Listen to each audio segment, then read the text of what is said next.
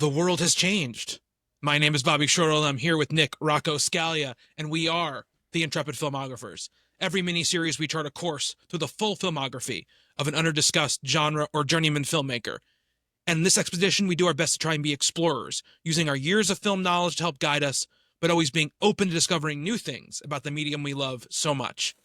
This week, we continue our special expedition into the films of Peter Jackson, and today we begin our epic journey into his opus, The Lord of the Rings, with The Fellowship of the Ring, and see if Saruman the Wise has indeed abandoned reason for madness. Nick, how you doing tonight, my friend? I'm doing good. I am ready for an epic adventure. I'm ready for the Fellowship is together, and we're gonna journey out into Middle Earth and see what we can find. So this is, I mean, by far the biggest movie we've covered on the show. It's the biggest movie. I'm gonna say.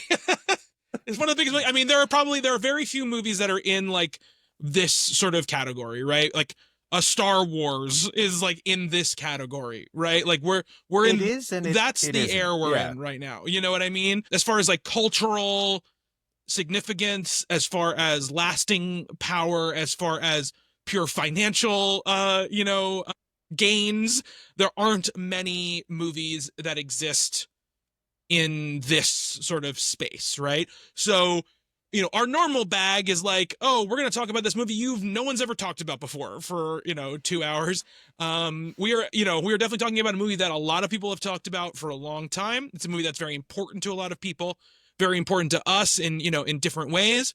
So, it's obviously the cards on the table. It's an intimidating movie to talk about in the year 2025, 24 years after its release, and seemingly still one of those things that gets rewatched and talked about. Like if you go into like the YouTube like reactor sphere, right? The people who like watch movies for the first time on camera and react to them. These movies are still in the rotation. When a new channel starts, it's on the menu, and they're always some of the biggest episodes that these people do, right? It just has a Warner Brothers who owns the rights to the movies, basically, reorged their entire video game business into what they called like the three pillars, which was like DC, I forgot what the other one was, and Lord of the Rings. And there's been like 2 Lord of the Rings games. It's like 3 Lord of the Rings games. So it's like, it's still one of those things that obviously there's that show on Amazon Prime that Amazon paid like $1 gajillion for like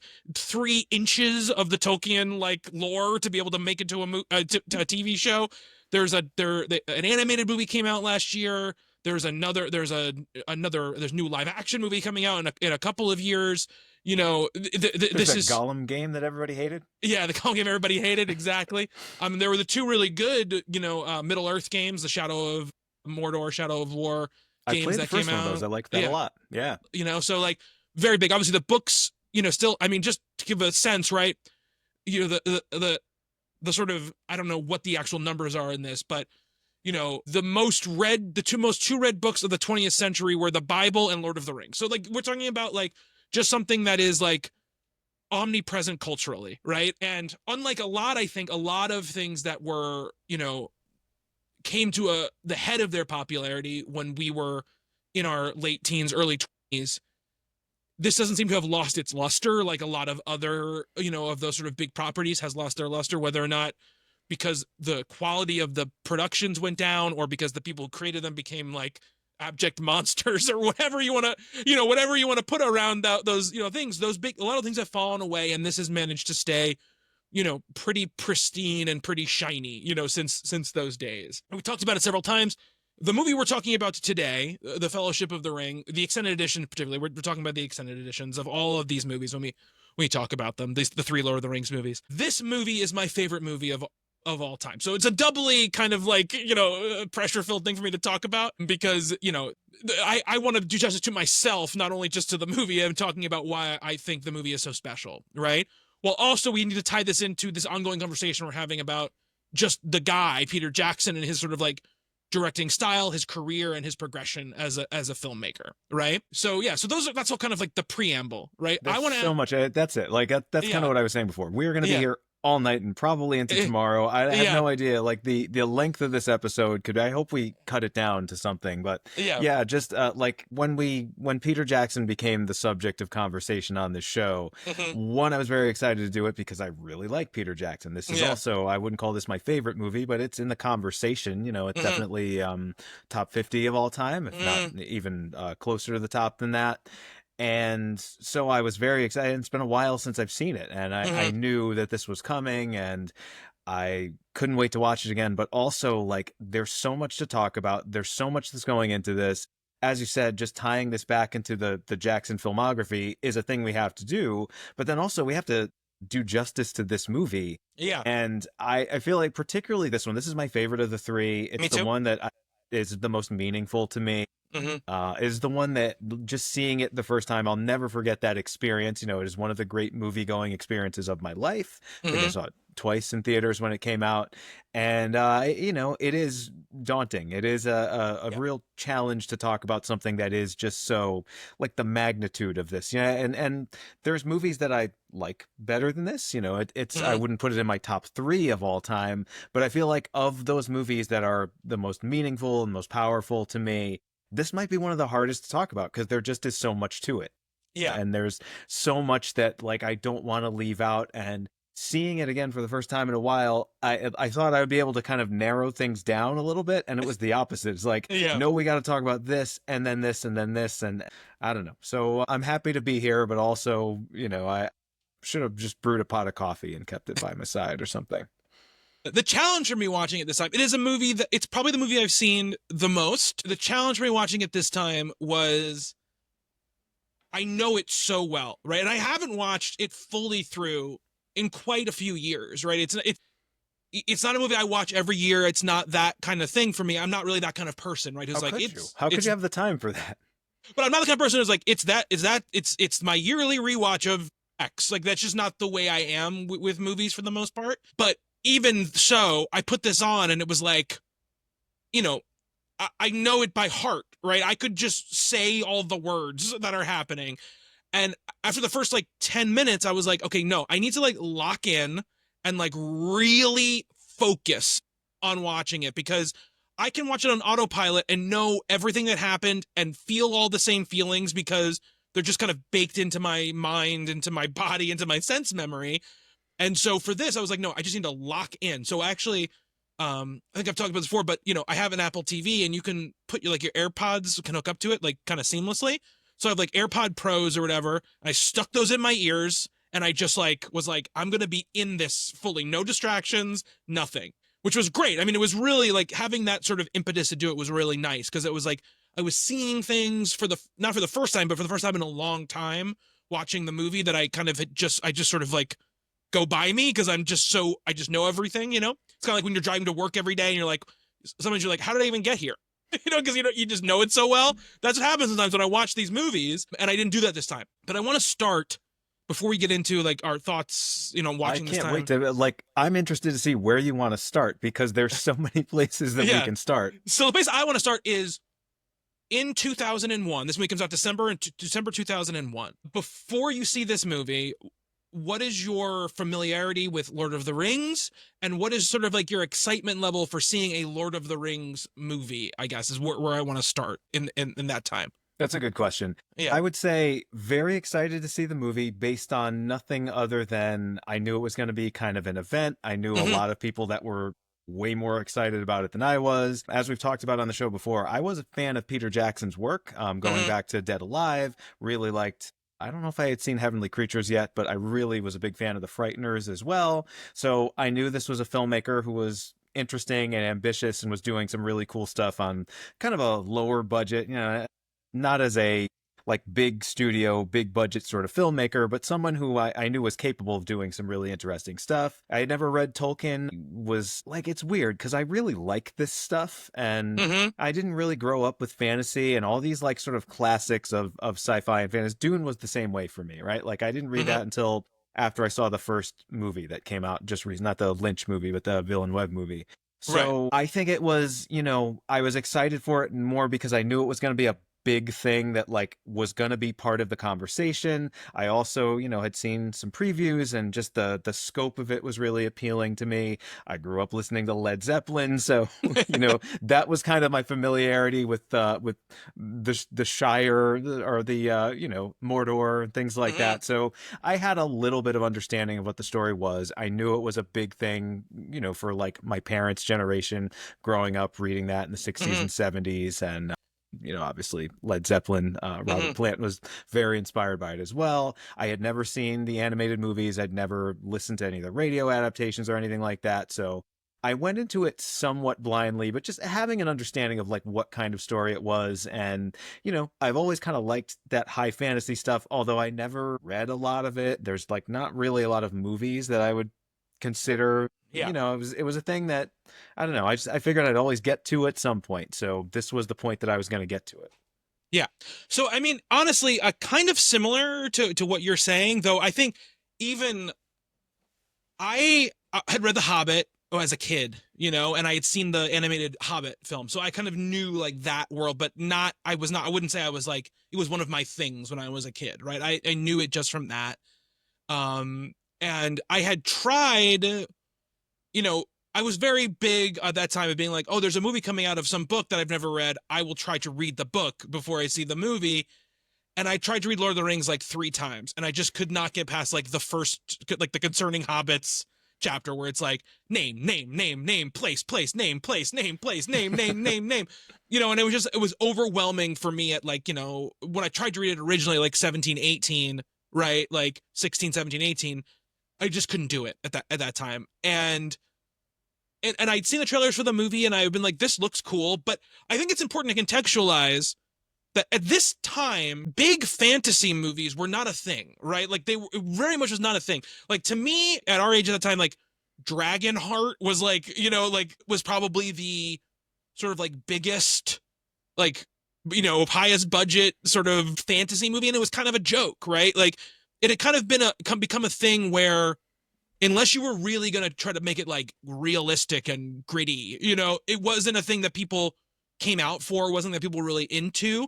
Um, and effects hadn't really caught up with the things that people were trying to do in these kind of movies. So I was But I kind of feel like tempered. at this point we're kind of getting there, right? I mean, this is a year after Gladiator. I mean, there are big movies Right, but that are that's kind a of on big this that's a big blockbuster epic scale. though, but that's not a fantasy epic, right? That's what I mean. Yeah. But we'd There aren't like seen elves and orcs and no, fire but there's monsters, big budget sci-fi and like X-Men. We've seen some stuff at this point where it's like we're kind of ready. Like I was always the this pump is was definitely primed for sure. this is the point in my life, and the point I think in Hollywood history where it's like these big scale movies, these blockbusters, amazing things are happening. And I was, as a young ish film fan, I was like 17, 18 when this came Mhm. out.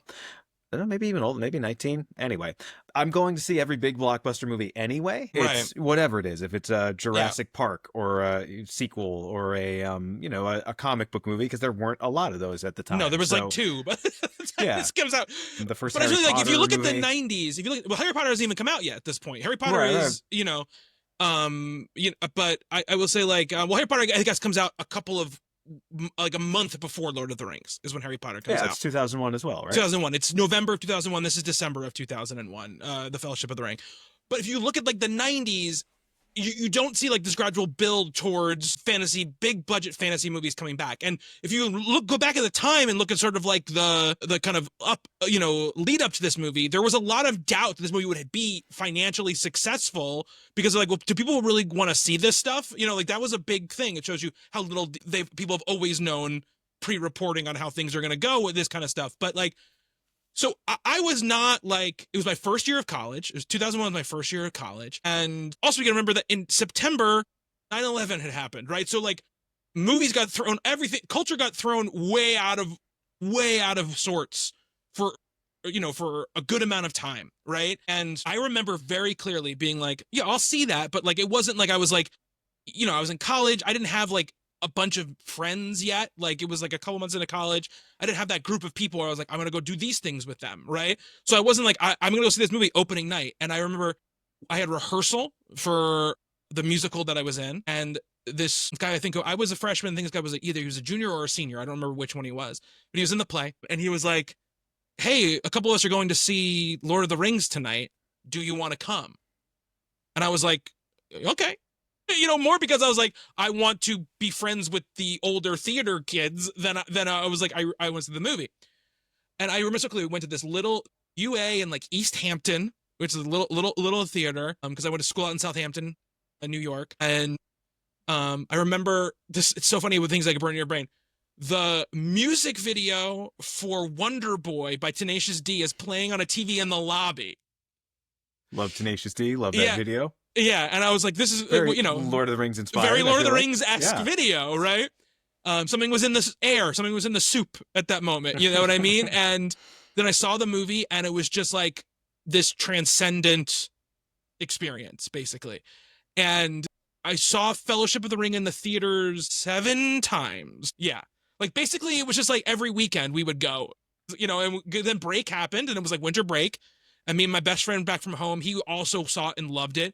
So we would just go. And then there was one time where Ghost of the Podcast, Brian Verderosa, he had like an inn at Movie Land or whatever, this little theater by where we lived. And he like got them to do like he got enough friends together so they did like a private screening of Fellowship of the Ring, like for just like people we knew, basically. So we saw it there. And then right when it was leaving theaters, basically they brought it back for like a little bit of time, sort of like the Oscar sort of lead up time. I remember that. They brought it back, and their big sell with it was at the end of it, there is a teaser for the Two Towers. There was like a preview of the Two Towers. There had been no trailer yet for the Two Towers at this point. Which was already scheduled to come out a year later. Like directly a year later. This plan was already in order to do 1, 2, December 3, every year would be the 3 movies. As they had done it. That was the other thing, by the way, before I forget. Yeah. We also have 2 trilogies happening at the time. Neither one of them as good as this one, obviously. Yeah. But we're talking about the Star Wars prequels and The Matrix, which was a big one. I remember, I was in college at this time. I was a sophomore.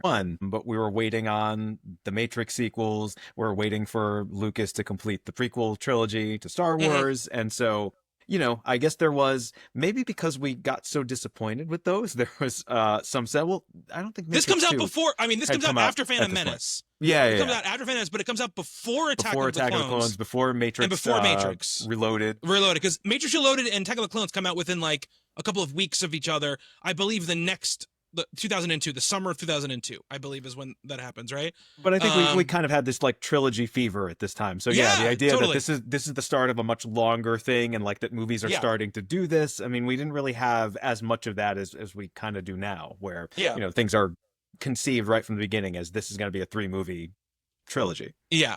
So it comes back in, and we drive to this theater. Like, only theater it's showing it is like this art cinema that's like 45 minutes away. We get lost on the way there, but we get there and we see it again for the last time in the theaters. We see the Two Towers thing. We freak out, and that was it. And then the DVDs are out, and I kind of, we watch the DVDs over and over and over again, watch all the special features over and over and over again. And then they do this thing, which I don't know, had never been done before like this, which was, we have an extended edition of the movie, which is about 30 minutes longer than 20 minutes longer, 25 minutes longer than the theatrical film. And it's not like it's like, pushed in deleted scenes. These are like completely finished effects, everything scenes. It's packaged up in this beautiful, again, this is prime DVD time too, right? Where it's like, you make so much money on DVD like that it's insane, right? Oh, so that is a handsome package, isn't it? It's a handsome package. I still have it. That's I watched a little bit of Fellowship on that set. Yeah, the DVD is amazing, and it comes with 3 hours of special features on it. In addition to the 1.5 hour long making of documentary that was already on the original Fellowship DVDs. So not only are you getting like this movie that you love, but if you love this movie, it's like heaven, right? Because you're just like, I'm going to spend all of this time, with this lovingly crafted behind the scenes thing. We talked about this when we did the Frighteners, where, before anybody knew who he was, he hired somebody to film all the behind the scenes. And so he's doing it again here. There's also like on this DVD, there's 4 commentary tracks. Like there's like directors and writers, cast, like visual effects people you would never expect to be on a commentary track, right? And all of their own commentary tracks to go through, which I watched a billion times, you know, so it's like, you know, the amount of times I've seen these movies is insane, right? So it's like, and at the time, like, okay, I go through all three of them, and I'm like, you know, well, I'm like, Return of the King is my favorite at the time, right? And then quickly after that, I'm like, no, Fellowship is the best one, and it's my favorite one, and it's stayed that way for like, you know, 20 years at this point. I've kind of been that, you know, for me. But yeah. Well, I don't think there's a wrong choice. I think they're all No, there's great. not. There isn't. And you know, I mean, I guess one or three. Although I know people who prefer Two Towers over I know everything else. plenty of I people mean, who love Two Towers the most, you know, out of all of them. but maybe that's the next place to go. Is Yeah. this is our you and I both feel of this trilogy. They're all Yeah. 4-star movies. I mean, I don't think Yes. there's a false note here. This is not one of those trilogies where the second film is just like a bunch of crap to set up the third film. Yeah. It's not one of those things where it's like, you know, with the Matrix, right? You Mhm. have the very perfect standalone first movie, and then 2 and 3 are just kind of like shot back to back. And there's, I mean, I don't want to get too much into the Matrix trilogy. No, we don't have to get into the. We have so much to talk about to get into the Matrix. Major problems with Yeah. the second and the third. Well, it's basically never worked other than this to do what Lord of the Rings did. Everyone tries to do it now, and it like never works to do this, where they go like, No, we're gonna make all the movies at once. The original Star Wars trilogy, right? I Yeah. mean, it's a standalone movie. It's a Mhm. terrific. That's the one where the second is probably Yeah. the best. I mean, it is Yeah. the best of the Yeah, three. yeah. And then the third is, I like Return of the Jedi a lot, Yeah, but of course. this is one where the quality level is pretty consistent all the way Mhm. through. For me, the reason why I love this one the most, and I think we've talked about this, you know, discussing our favorite movies, discussing our top 10 list. It's two things really. And one of them is the introduction to this world, which was, you know, I saw it with a college buddy of mine who I was so mad at him because he kept like elbowing me when we were watching it the first time, being like, holy shit, holy shit, holy shit. And like I was thinking that too, but it's like, Mhm. shut up, I'm trying to watch the movie. But like every place that we went to, every little bit of lore that gets introduced, every new character, every little relationship that gets developed here. I mean, you can only do that once, right? Like this Yeah. is the introduction to the Mhm. world, the introduction to these characters, the introduction to the whole sort of story. And so I really love that about it. You know, the world building is as good as it gets. And the other thing that, and it particularly struck me when I saw it this time, and I've always kind of thought this is the one of the three that's more of a road movie, which Oh, is, for sure. Yes. you know, I mean, they all kind of have these genre things. You know, Two Mhm. Towers is like a war movie. Mhm. Return of the King is this epic conclusion. But Mm. what this one is, it's this travel flick, right? Yes. It's they cover the most amount of distance. It is the most about kind of getting away from home, and like that's a sort of story thing that speaks to me. And also, this is the one where the Fellowship is actually together on the road. Yeah, for that's a the lot big of it. Like thing. That's this the is big before thing, yeah. things kind of split off, and as good Yeah. as that all is, there's nothing I love in this trilogy more than seeing these characters all together and kind of getting to know each other and realizing the gravity of the situation that they're in. And, you know, I love that part of it. You know, that this trilogy is so much about camaraderie and friendship Mhm. and fellowship. And this is the movie that really kind of cements that. So Yeah. that's there. And also it's just, as you were saying, right? Like neither one of us went into this like huge Tolkien fans, Yeah. knowing everything about this lore and about this world. And so just kind of getting hit over the head with it all at once, that, you know, this incredible experience, seeing this film in the theater. I mean, it's kind of unbeatable. Like there was no way he could have outdone that for me. And as good as the other two movies are, this is the one. This is the one I've seen the most. And it's like probably 4 or 5 times because Mhm. it's a very long watch. You know, it's Yeah.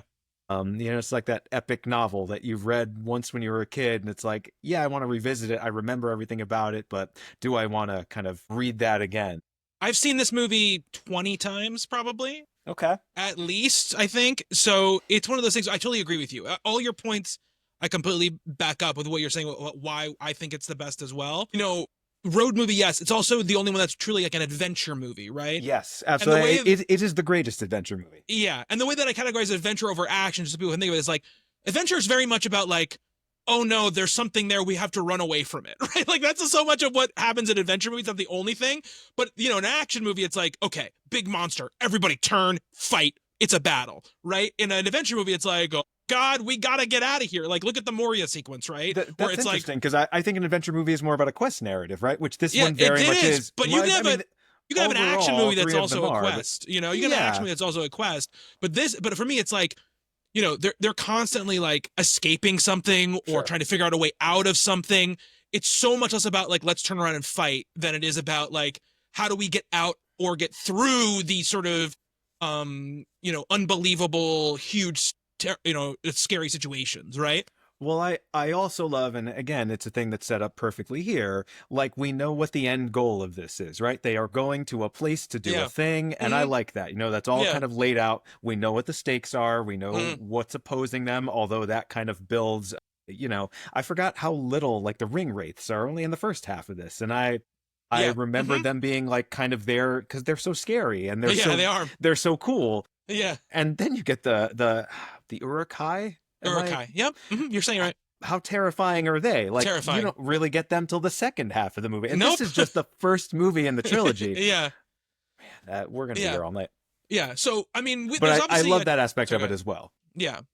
The sense that we know they're not going to get there by the end of this movie, but Hmm. like how this is all sort of laid out and what the linear progression of things is going to be. Because, you know, Two Towers especially, they kind of branch off from that a lot, where Yeah. we forget about the whole Mordor thing. Well, not that Hmm. we forget about it, but there's other stuff to be done. Whereas here, it's just like we're starting here, we're going here, and I like Yeah. that the Me too. simplicity of that. There's something like very elemental about that. Like Yes. that's what an epic story is, and Yeah. you know, in terms of being an epic, like I can't think of a movie that is more sweeping than this, that Hmm. covers more ground or space.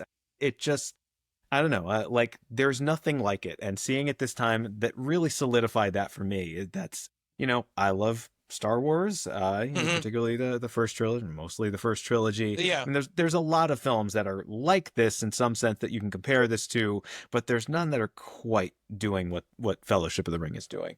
No. And of course, like, you know, like we always do, like Nick put together a really, really good, like kind of, you know, background on the movie, especially the pre-production aspect of it. And we'll definitely talk about some of this. I mean, some of the thing is like most people know all this stuff already, right? This is stuff that's been talked about a ton, just like everything else. You know, I think some of it definitely speaks to what we've been talking about with Jackson in a lot of ways to bring it back to him, is that he's always seemed like a guy who is not intimidated to try to like punch above his station, right? Sure. Like we've talked about all his movies so far. He has never made anything like this before. Like there are elements in this obviously of his previous work, and we'll talk about that as we go through it. But you know, he's never done approached anything close to this, right? We are talking about, you know, 3 times the budget for just one of the movies, you know, compared to, you know, and I'm talking about all three. The scale of the production, the amount Shooting of them all at once, doing this, yes, you know, locking in on the idea that we are yeah, making this a trilogy. We're shooting the entire thing in New Zealand, which you yeah, can because, basically creating a film industry essentially yep, in a country, you know, pioneering a bunch of technological things that had never been done before. right. Like it's such a big step up for him, but it would have been a big step up for anybody. Like if Anybody, Spielberg embarks on this, you'd be yeah, like, yeah, wow, that's going to be the biggest movie of Spielberg's, and he's yeah. made, you know, the movies that he's made, Some of the Jaws and biggest Jurassic movies Park ever. Some of the and biggest Raiders of the movies Lost ever. Ark, Yeah, which there's so much Raiders of the Lost Ark in this movie, which is another yeah, one of my favorites. yeah. There's a little bit of Jaws in this, I would say, It's a too. little bit of all the things you can tell that he is incredibly Sure. influenced and love, and he and you know, but just the fact that we talked about this in a couple other episodes, the high degree of difficulty, right? It's not just, okay, we need to show this world, right? And I want these, you know, crazy, you know, huge, they end up calling them bigatures, you know, not miniatures, bigatures, because they were so big. I mean, they were like, you know, like scale of them crazy huge, like, you know, taller than people.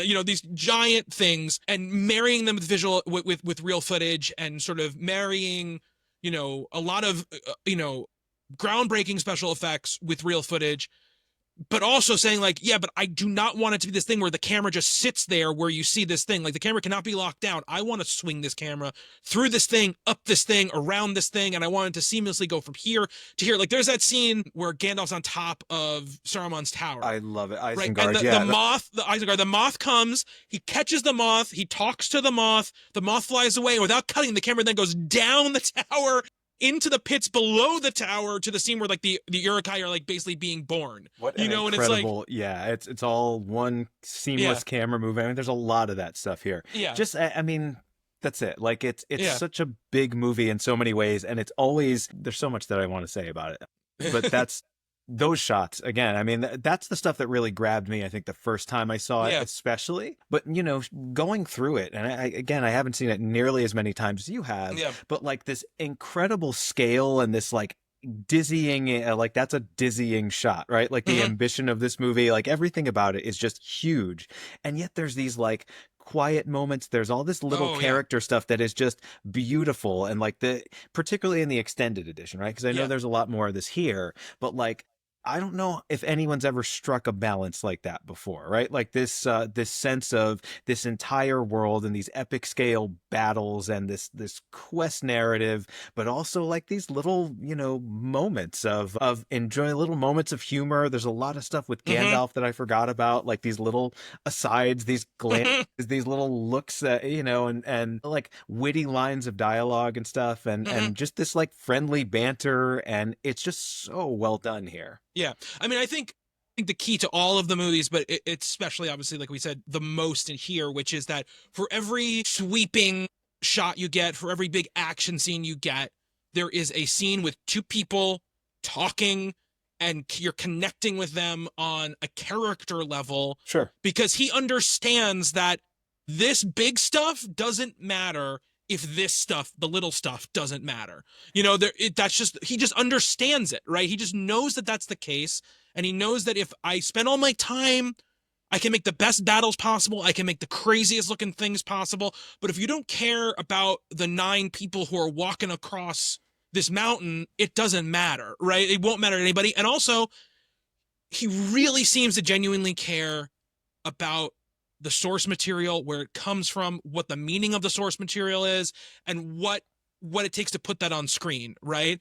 And he's not dumbing it down, right? I mean, No. it's like, not that I haven't read it, still haven't read it. Maybe someday I will attempt Oh, it. I've now read them like 7 times. That's the thing too. Okay. After I saw I would have this figured movie, that I was the read I case. read it a bunch. But yeah, yeah, yeah. But you could tell, even from the first time I saw Mm, this, that like we're gonna drop names, we're gonna mention mm, things here that you may not know everything about, yeah. and I really like that stuff. It really does feel like this is a big, living, breathing sort of world with a lot of history and a lot of lore, and there are ways to kind of pare that down, but why do it? You're just going Yeah, to piss exactly. off the fans of the literary works that way. And also, it just kind of makes it feel more significant and more Hmm. monumental. And, you know, that's really balanced nicely by the human stuff also. Like all these scenes of like fear and misgivings and, can we accomplish this? These are not the kind of heroes that we often see in movies where they're No. just so like on top of everything, and they feel fallible. There is this threat, there's this like sort of looming threat throughout the movie that he carries through really well.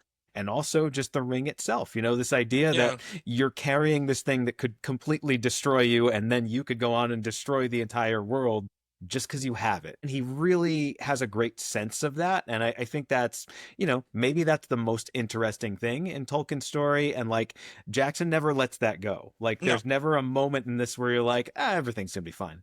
Yeah. I mean, there is this overriding theme, right, that I think is through all 3 movies and is so important, which is this is not something that one person can do by themselves, right? This is something that takes a community, it takes fellowship, it takes people standing up for each other and, lifting each other up and being there when they're about to fall, and all of this stuff, like that's what it's about, and I think that, yeah, and it's why, a lot of this, like, the sort of, at the time, these little like snickering, like Sam and Frodo are gay, this, all this stuff is like, as like detracting statements Uh-huh. about them or whatever.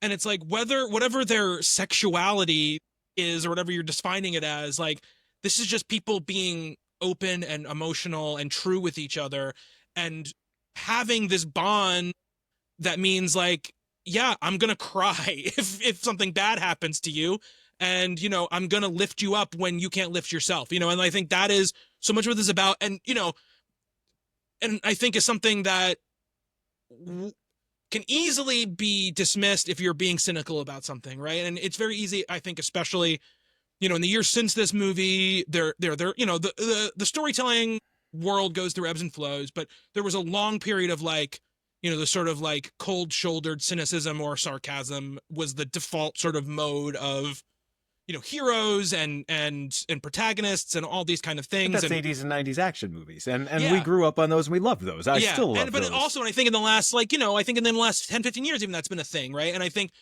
just bringing this back to something modern's happening right now, of seeing Superman, right? Superman, oddly, is very much about this thing we're talking about, which is he can't do it all himself. He needs people to help him, right? And he's not afraid to say, I'm scared, right? I'm scared of things. Like, I make mistakes, like I do things wrong, and this is so much what this is about as well, right? Is like, and it's much about the like, this little creature who you wouldn't think would be able to, do anything is the perfect person to do it, right? And just because they're not the person who's the best swordsman or the greatest warrior or an elf who can shoot like 17 arrows in 3 seconds, or whatever, like that doesn't mean that they're not the right person for this job, right? And I think that the movie does such a great job of always reminding you of those things. And and I think what happens if you watch all the behind the scenes stuff and talking about the things, it also seemed like the stuff that Jackson and Fran Walsh, his his partner in life and his writing partner,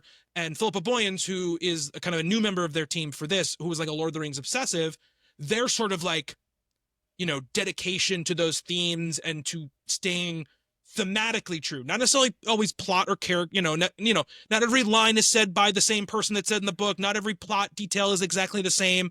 But thematically sticking to it seemed to trickle down to all the people in the cast, all the crafts people, all of those people, right?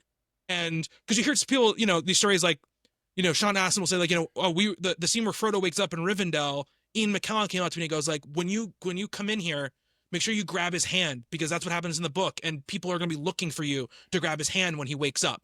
That's not Peter Jackson coming in and saying that. That's another actor coming in and saying it. Or Viggo Mortensen coming in, never having read Lord of the Rings, and by the time the movies are over, he's read, he's like one of the foremost experts on it. You know what I mean? It's like these things where these people really, cared about it. And, Jackson says in one of the interviews, he goes, and I think that really comes across in the movie itself. And he's absolutely right. I think. As ambitious a project as this was, I feel like everyone involved with it kind of knew if they did it right, then if you build it, they will come, right? And it is the phenomenon that it is because there was this belief in it, and that's to even with New Line Cinema, right? Like this kind of like lesser production company, this lesser studio that kind of made their bones on lower budget horror franchises. They're the house that Freddy built, right? Yeah. And they wanted a franchise, and rather than just take the hot trendy sort of thing, a Matrix ripoff at the time probably would have been, they do this. And there is a lot of, I guess this movie, I'm not particularly religious, but I do think faith kind of is a strong sort of theme here as well. Yeah, absolutely. And there's a lot of that, and just sort of everyone making this, like they believed in it. They knew it was going to be a challenge, and they knew it was going to be very tough, and they were going to have to sort of work harder than you normally have to do. I mean, there are many easier ways to make this movie, and I don't want to go too much into the pre-production history because we can talk about that all day, but like this is in development for a while. He makes The Frighteners in 96, and starting in 95, he starts coming up with the idea for doing a fantasy movie, mostly just to keep Weta Workshop in business. Like, let's do something that's kind of effects driven and effects heavy. He and Fran Walsh realized that everything they're writing is basically just the Lord of the Rings, just a lesser version of that. So it's like, we might as well just make it and get the rights to it and everything. But all through this sort of hellish development, bro, with Harvey Weinstein, he's under contract with Miramax. And so Weinstein's on board for it, but like wants to do it his way and wants to make it one movie. And, it's... At first they wanted to make The Hobbit. He wanted to make The Hobbit first. He was like, we'll make The Hobbit first. Yeah. If it's successful, we make Lord of the Rings, and we'll make a 2-movie Lord of the Rings. They kind of had conceptualized a script that would be 2 movies, make the 3 books into 2 movies, essentially. Yeah, right. And it keeps coming back to, no, do it as 1 movie. And he doesn't want to do that, and I understand why he doesn't want to do that. But another thing where Jackson is just, this is the thing about these guys, he's like, Jackson's never made a movie even the 1 movie of Lord of the Rings would have been 4 times as big as any movie he'd ever made. And, he instead goes to, at the time, is one of the most powerful people in Hollywood. And he goes, no, like, please put the movie in turnaround so that we have a chance for other people to take a look at it, Right. essentially. And You at know? that point, the whole thing could just be kaput, right? Like Yeah. it's Weinstein agrees to that, and luckily, and it was a short, I think it was like a 4-week turnaround period, which usually Yeah. that's like months or years, right? Yeah. Yeah. But like other studios have a crack at it. He makes this 35-minute, I'd love to see this. This is probably Me on the too. DVD somewhere, where it's like, here's kind of a sizzle reel or Yeah. like a making of this movie that's not even made yet. And that's the thing that kind of gets New Line interested, and they're looking for a franchise at the time. But yeah, I mean, it requires this sort of suspension of disbelief. It's the wrong term for it, but it's this blind faith in something that, he's Yeah. made some really good small movies. Yeah. He makes a cult classic, he makes kind of a prestige pick, and then he Mhm. makes a solid studio movie in The Yeah. Frighteners, which was not successful. But it's Yeah. like they're putting a lot of faith in this guy who Yeah, this is not James Cameron or Steven Spielberg or someone no. like that who's helmed, And or it's like, even and those guys feel like they're scared of this, right? Like yeah, James yeah, Cameron, Spielberg, they could have made this movie. Like yeah. this has probably been pitched to them because these rights have been owned by Saul Zaentz for a Saul long Zaentz time for at a this long point. time, yeah, yeah. So like someone could have done this, and I think everybody's just like, no, that's too much of a risk, and we don't necessarily want to Yeah. try to attempt something like that. So it's a lot that they're that Peter Yeah. Jackson is asking, and it's a lot that they're asking of this movie, and like it could have easily gone the other way. And I would say another important part of this pre-production process to bring up is that during the time where he was like, I want to make The Hobbit, and Weinstein was like, no, let's do Lord of the Rings. There, it was not really like a real thing, right? There was like, Weinstein still had to get Zaentz to give the rights over and not be a producer, or all this kind of stuff. So at the time, Jackson gets hired to make King Kong in 1997 at Universal. Interesting, right? Like in the pre-production of this, he's contracted to do The Hobbit, and then he's also contracted to do King Kong, and those come later in his filmography. Which is we'll crazy. be talking about those soon. Yeah, which is crazy. Weinstein, of course, furious. And then, basically the King Kong doesn't go through. It gets canceled, comes back. And this is the point where he's like, okay, we can make Lord of the Rings. It's one movie. And that's when it goes into turnaround. And then, the guys at New Line, they kind of do their presentation. And this is a famous story now, right? Where they watch it, they finish off, and he goes like, Michael Shea, that's his name, right? Bob Shea. Bob Shea goes, well, this isn't 2 movies. And they're all kind of like downtrodden. He goes, this is 3 movies, and it's like this huge, this big story. And one of the things he does say is like, because times movie tickets cost $9 at the time. He goes, why would you want to get $18 out of people when you can get $27 out of people? It doesn't make any sense. I saw that quote, and like, I think I got a little sad that movies used to be that cheap to go see. I know. But it's, it's just really interesting. It's really true. It's like one of those times where studio executive thinking makes sense, where he's like, yeah, well, it's supposed to be 3. These are 3. It's famously 3 books. So why would we make 2 movies? We have the biggest excuse in the world to make 3 movies out of this. But think of that investment, right? Like this is such a big movie. What if it bombs? But I will say this. At the time, before all the reshoots happened, right? Because there's famously, we'll talk about this more when we do Two Towers and when we do A Return of the King, but they shot for like 15 months and shot these 3 movies in 15 months, which is crazy. But they shot all 3 for $93 million, which is insane. Like, that's an insane thing to think about. We're now, it costs, you can't make a movie like this for less than $200 million. One movie for less than $200 million. Yeah. Just does not happen anymore. So, like, this is 3 movies for the price of 1, essentially, Because $100 million was, like, sort of a normal budget for a huge blockbuster at this time. We were getting to that zone, right? And just in terms of running time and scope, this is like 6 movies. Yeah. They go back and they shoot a ton after that additional side of shoot, and they add a bunch of money to the budget, obviously. But by that time, Fellowship of the Ring is already a massive critical commercial award success, right? Cultural success. So there's no issue that let's go back to New Zealand and shoot some more, like, because we want to do some more. We want to make sure we get this right? So they come back in, but it's a lot of money. But Jackson and the cinematographer Andrew Leslie have this on one of the special features is like, this is the biggest small budget movie in the history of the world, basically. It's a lot of money, obviously, but it's not a lot of money for what they're doing, right? And his big pitch was like, if we do this in New Zealand, it's so much cheaper. I own the effects companies. Like, it's like, you're saving so much money doing it like this, right? For if you try to do it in the traditional way with like ILM and whatever, the budget's going to balloon to a crazy amount of money, right? You know, they bring on a bunch of people who, you know, we talk about Boyens. Howard Shore's brought on to do the music. Again, one of the things where it's like Howard Shore, like a great composer at the time, still has done a lot of great things, but he is like a horror composer. He is like a David Cronenberg, David Fincher.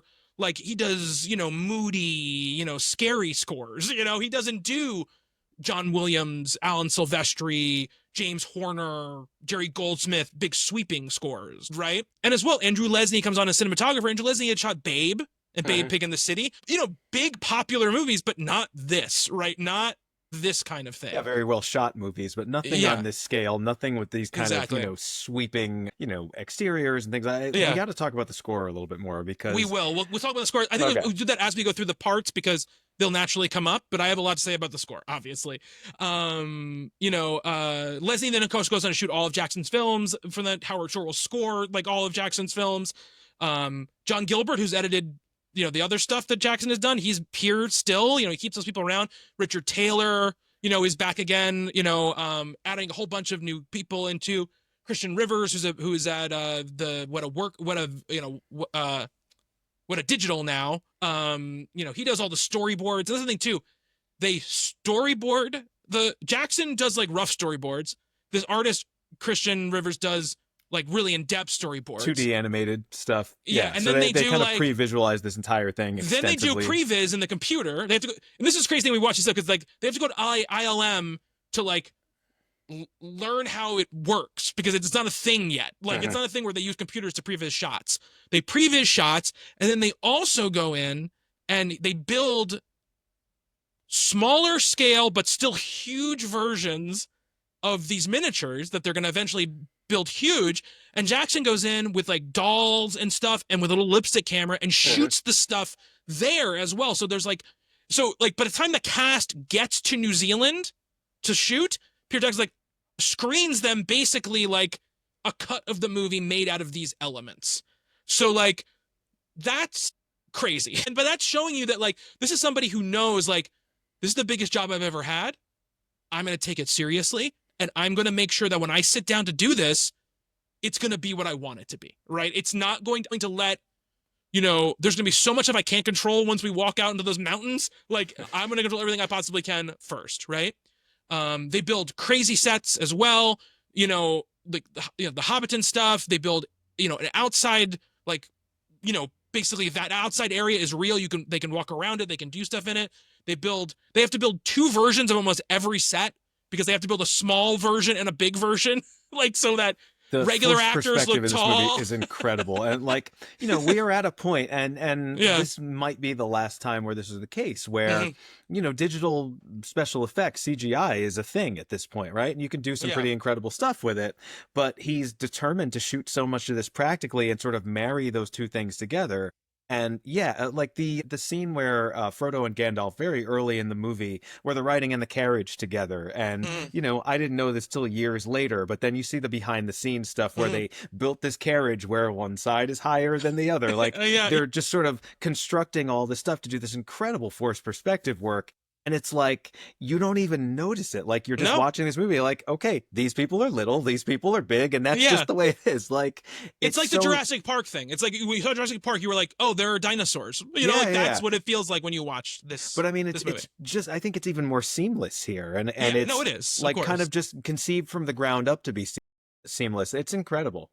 I was actually watching for one of the things that I don't know why this time, but John Rhys Davies is, you know, he had like a double that was smaller than him to do Gimli. And so I was sort of looking for shots where it's like, oh, we only see his back here. That must be the double. I mean, I couldn't do that long because I get so swept up in this story. Like, you can't watch this movie clinically. I guess unless you're a soulless sociopath or something, like you're going to be on board for this so much. But like every once in a while, I was like, oh, I wonder if that was actually John Rhys. I love John Rhys Davies. By the way. He's great. This was a great addition to a great career. He's still alive, right? He is. Yes, he was just in Dial of Destiny a couple of years ago. Oh, cool. Okay. Yeah. So probably won't, but one thing they said is like, if you want to sell like this character, you need John Rhys Davies, like, because like he's got to be funny, but you also got to take him seriously, and like there's not a lot of actors who can thread that line like as well as a John Rhys Davies, right? Guy rocks a beard as well as anybody I've ever seen. Yeah, ever. and of course the whole cast is a knockout, right? Like they just Perfect.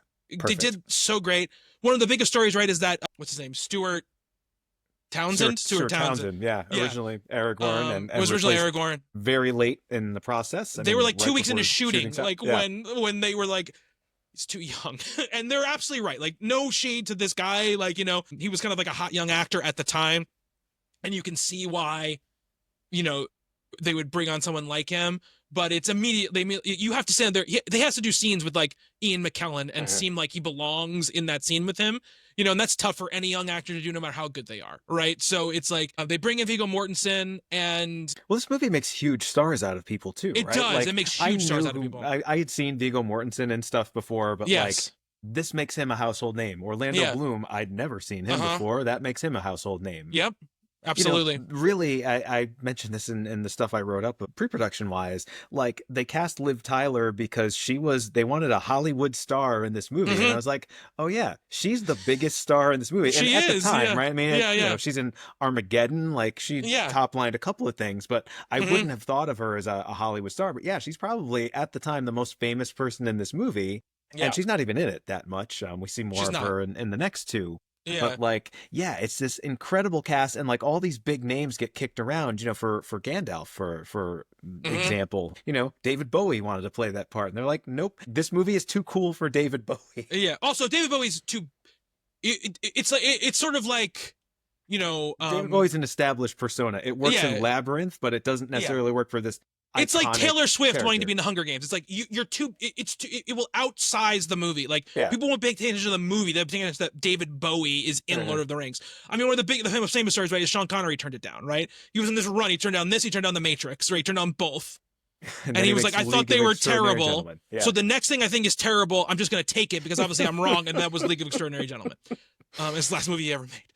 So just the movie that made him retire and never want to act. Yeah. I mean, all the people that they kind of bring up for the most part, you know, Anthony Hopkins, Patrick Stewart, you know, Christopher Plummer, you know, Patrick McGowan would have been great. You know, that's like one of those people I think would have been awesome in it. I mean, nobody would have been better than McKellen at doing it, obviously, you know. McKellen is so good in this movie. It's like, I don't even know how to describe it. Like, it is one of the greatest performances of all time. And like, just brings this like groundedness to this character, and just has it like Ian McKellen gets it like 100%. Like, he was born to play this. I mean, I'd seen him in other things before. He had just been an X-Men. Yeah, he just been an X-Men. I like that movie, Apt Pupil, made by a terrible human being. Terrible human being. But a very good movie. X-Men also made by the same terrible human being. Yep.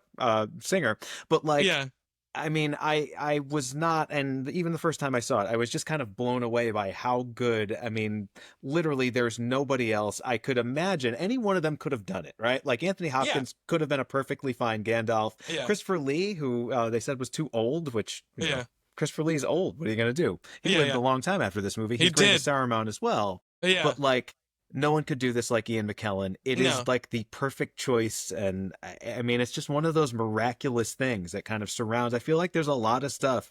And now I do feel like I'm, maybe this is my religion. Maybe this movie is, because there's like so many things that are just like miracles, right? Like they could have gone so many, they could have been a 9, but instead they're a 12. Yeah. You know what I mean? Like, absolutely. And even like Elijah Wood, right, as Frodo, who was obviously a huge child star, right? But this movie, you know, kind of makes it so he doesn't turn into like a joke, right? It's like he was very close to me. Like he did a couple bad movies. North, which obviously was this huge like catastrophe of a movie. He kind of was in the wilderness for a little bit, and then he does this. And I think, you know, even for me, I'm like, Elijah Wood, like, you know, whatever. And then he's so good in this. You know, Sean Astin as Sam, obviously, like, perfect casting. You know, getting people like, you know, Billy Boyd and Dominic Monaghan, who were nobodies at the time, you know, but perfect for their roles. You know, Hugo Weaving as Elrond. Yeah. Ian Holm. Kate Blanchett as Galadriel. You know, all these kind of things. And of course, like Circus isn't really in this movie very much. He's a little bit of a voice in it. I That's it. forgot how little we see, and that Yeah, might actually be another thing I really like about this one. Like, I think the yeah. other two are a little Gollum heavy for me. I mean, it's such a great performance, though. Like, we'll talk It about that when is. we get to the other ones. We'll talk about that when we get to the other ones. You know, but I think so. We're talking about cast. So let's get into it now instead of wait till we get to the scenes where when he shows up.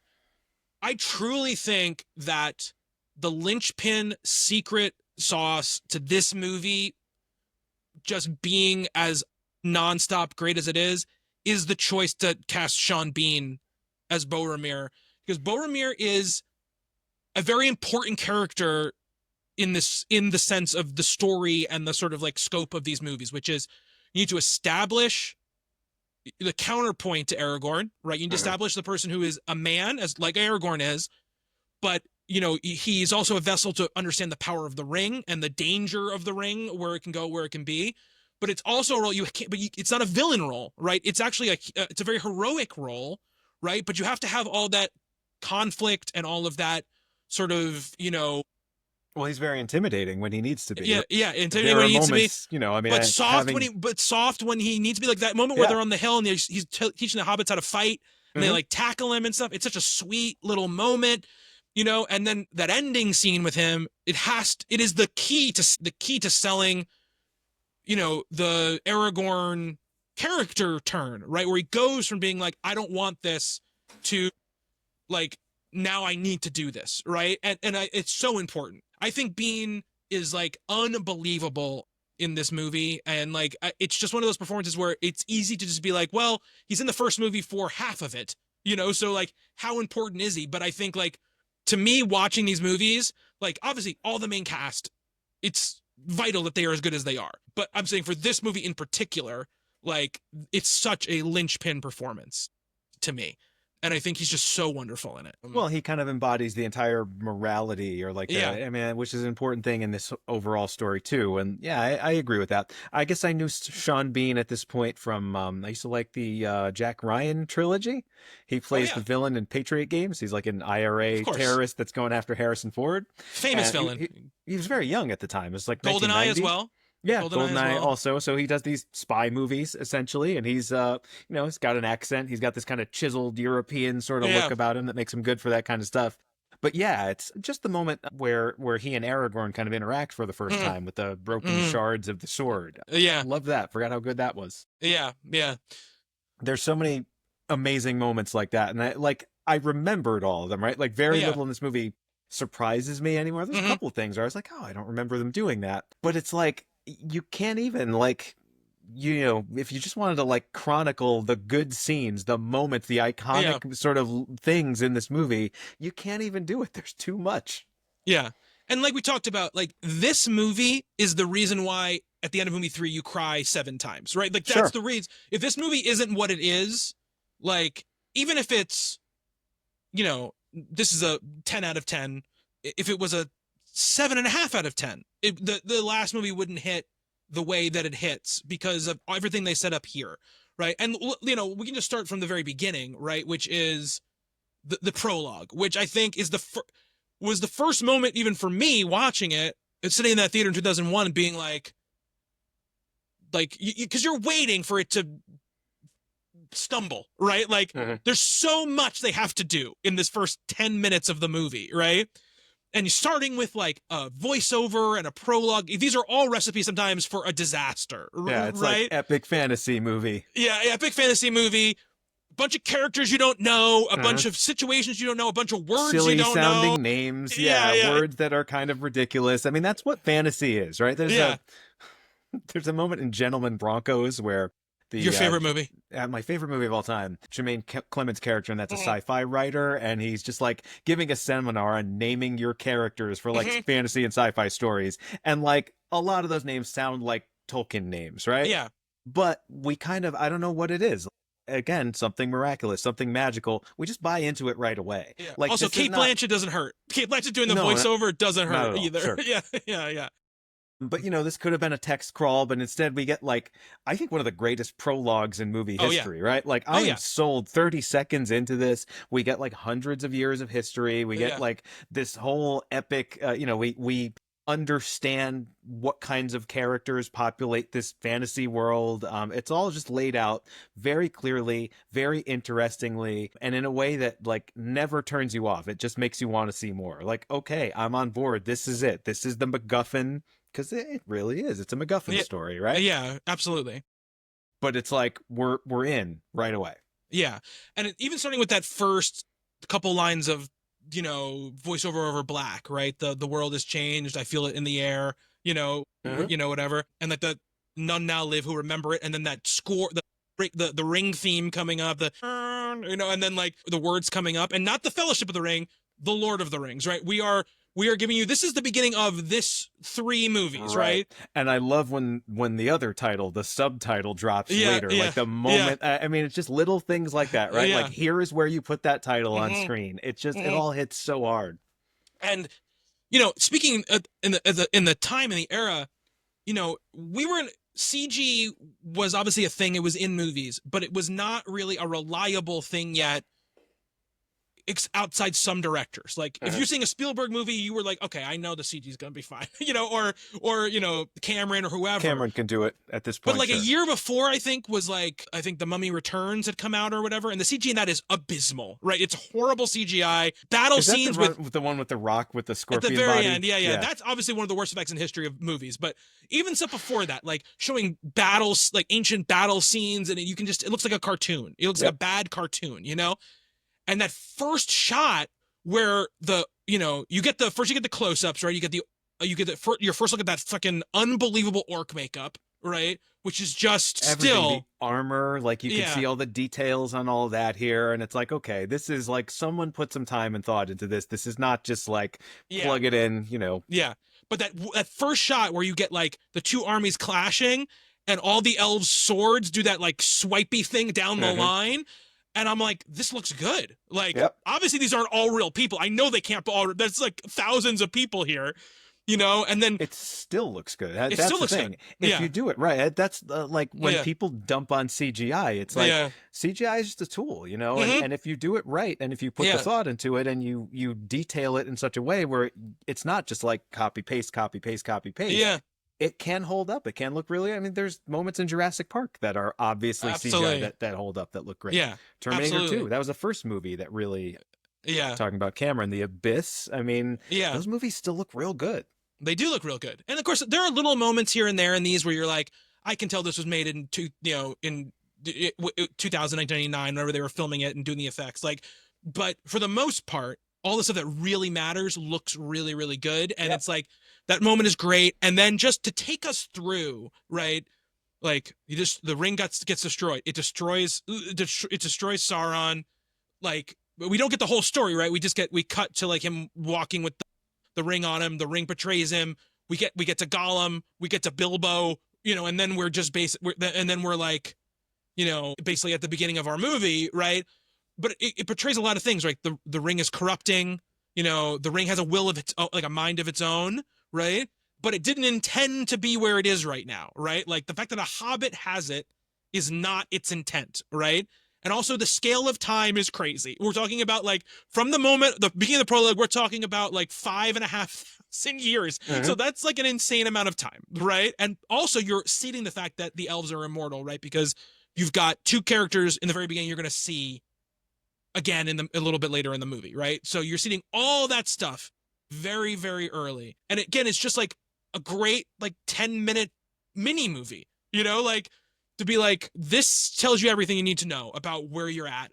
And having read the books, like it really is enough to get you into where you need to be, right? And then we are given this grace of this like, I mean, it's like 25 minutes, right? Of just like whimsical Bilbo just flopping around the Shire. I love it. And I love with some melancholy. He still has the melancholy in there. He's making sure that there is something more happening, but it's not the overriding, right? We're going to flip it. Once Bilbo leaves, we flip it around, right? It becomes like a little bit of whimsy, and then like but there's a lot more menace. But right now, it's a ton of whimsy and a little bit of menace. Sorry, go ahead. What you're going to say?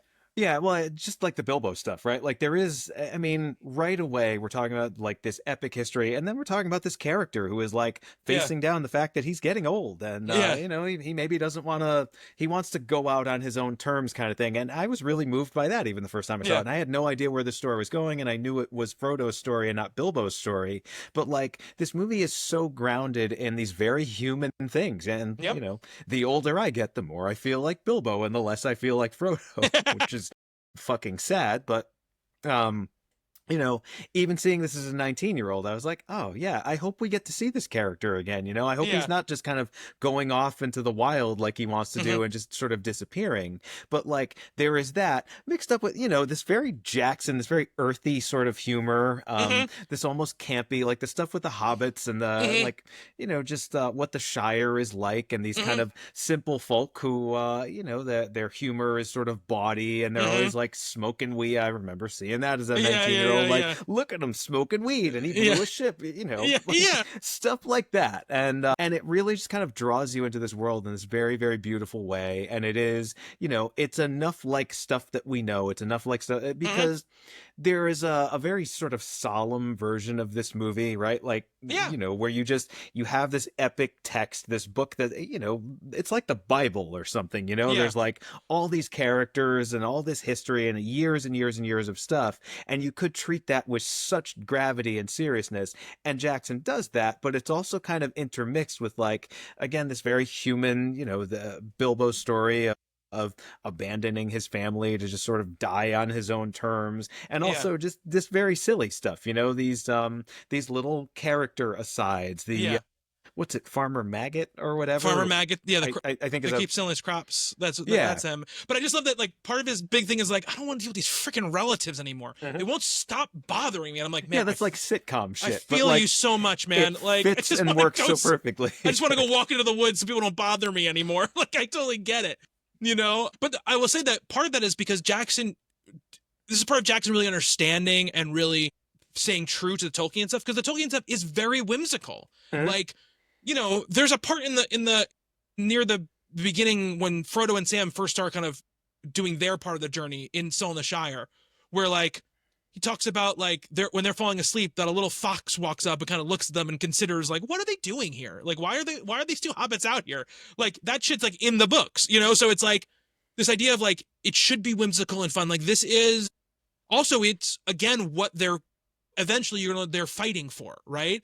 Is this place, is this idea of this place that is a place you can feel safe, a place you can, where you can live a simple, normal life, and I do love that you get that Ian Holm voiceover while he's kind of writing, while you're kind of experiencing what the Shire is, right? And it's Right, yeah, not, he's telling the story of the hobbits, and yeah, so and the like it's music, introducing us to what a hobbit is and what their life is like, and that's important yeah, because, as you said, right, that is what they're fighting for. I mean, they yeah, are the ones that we are the most sympathetic to, even yep, though they're not human. There are yeah, humans in this world, but yeah, this it's very cynical about men in some sense, right? Like yes, men take power, yeah, seize the ring, and want to do terrible things with yeah, it, whereas hobbits just want to be hobbits. They just want to live this sort of simple life and enjoy nature and each other's company. yeah, And it's really, what'd you say, it was like 25 minutes, it might something be like that, yeah, yeah.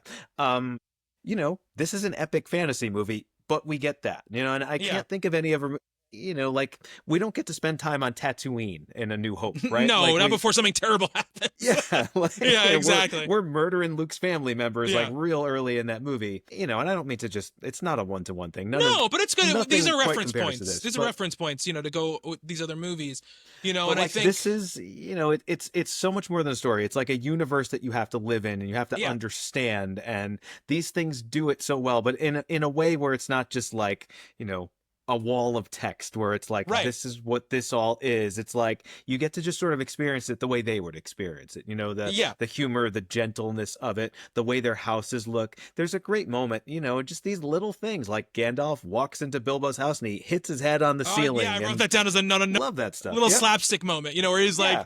like, yeah, this guy's big and this house is real small, I just love stuff like, when Gandalf sets the fireworks off and the kids celebrate, right? Uh-huh. And he gives that little like side smile, to Frodo, where first he looks all grumpy and then he gives a little side smile, you know, and I like love that little mischief in Gandalf, right? That there's One of the things I definitely forgot was Sam's like ballad about him from later on oh about the yeah, yeah, fireworks. yeah, God, I almost yeah, cried. yeah, absolutely, And I know what's going to happen to Gandalf. Like there's I didn't know it when I saw this, so I was like, oh yeah, man, he's dead. That sucks. yeah, A year later, I found out that yeah, he's coming yeah. back. But not to spoil this for anybody. I think we're okay. But I'm gonna say the music in here again. We'll talk about the music as it comes up. Oh, it's There's great. the concerning hobbits stuff, like the Shire music, is so beautiful. It's one of those things where when a great composer locks in with a movie, where you could close your eyes, never having seen the movie, and you could picture what the movie looks like. You know what I mean? Like it just feels earthy and rural and real and whimsical and sweet. Like that. It feels like that. Yep. It feels like hobbits. In that way where you can't really just put a finger on it, but that's what it feels like. And And that's true of everything, yes. right? Like and this motif will come up again, and when this motif comes up again, you as a person get emotional about it because it makes you remember this thing that you saw earlier, right? You're there with the characters, right? You're experiencing that thought too in your head. We're like, oh, I miss like the green. I miss like the simpleness of that, now we're in this like terrible spot. Yeah. But you were saying about you were going to say something about the music. Sorry. Oh yeah, well, like I think he composed like 100 different leitmotif themes, like related to various aspects of it, because that's how big this trilogy is, right? Yeah. And every one of them is perfectly suitable to what it is. So the Mines of Moria might be such a great sequence. Which we'll talk about it. Yeah, I think so the Mines of Moria sequence is like the greatest sequence in any movie ever. That is really like what my feeling is about it. But it might be the greatest action sequence. Yeah. The greatest sustained. I mean, starting with the swamp creature. Yeah, like the Leviathan thing. Yeah. And right through the end of that, Gandalf's death or whatever. Yeah. All of it. It's just, I mean, it's all of the things that you love about like adventure movie, like Raiders of the Lost Ark and all of those. It's all kind of in one place. Yeah. But that's far off. But again, even that kind of has its own theme, like the destroyed home of the dwarves, right? Yeah. Gets its own sort of moment in the score, like you said, right? He does that so we can come back to this stuff, and so we can continually like we have this other association with all the characters in all these places. Like, I was kind of saying it a couple minutes ago, like you really live in this world. It's so important to this story and to making this work that you really do feel like all of these things as if you've actually been there, if you have actually experienced them, so you understand what the characters are fighting for, and that's what makes all those other things so meaningful. And it's like we build these connections through so many, the production design and the score and the differences between the characters. Like we very quickly in this movie, we know what an elf is, we know what a hobbit is, we know what dwarves are, and they are, they're all fantasy archetypes, right? But this is a very particular type, and he's so good at establishing things without being like, putting up something on screen like this is a dwarf, right? Like these are, you know what I mean? Like absolutely. It's all like very, very organic, and it doesn't all. I mean, the Shire stuff is great, but really we only do that, particularly in this movie, with the hobbits. All the rest of them just kind of show up, they just become part of the story, and it's like, okay, elves are this, and dwarves are this, and humans are this. And just talking about Tolkien for a second, they are archetypes. It's crazy to think that he created the archetypes. Like, that's the thing that's insane, right? Is like these archetypes that are just in every fantasy thing.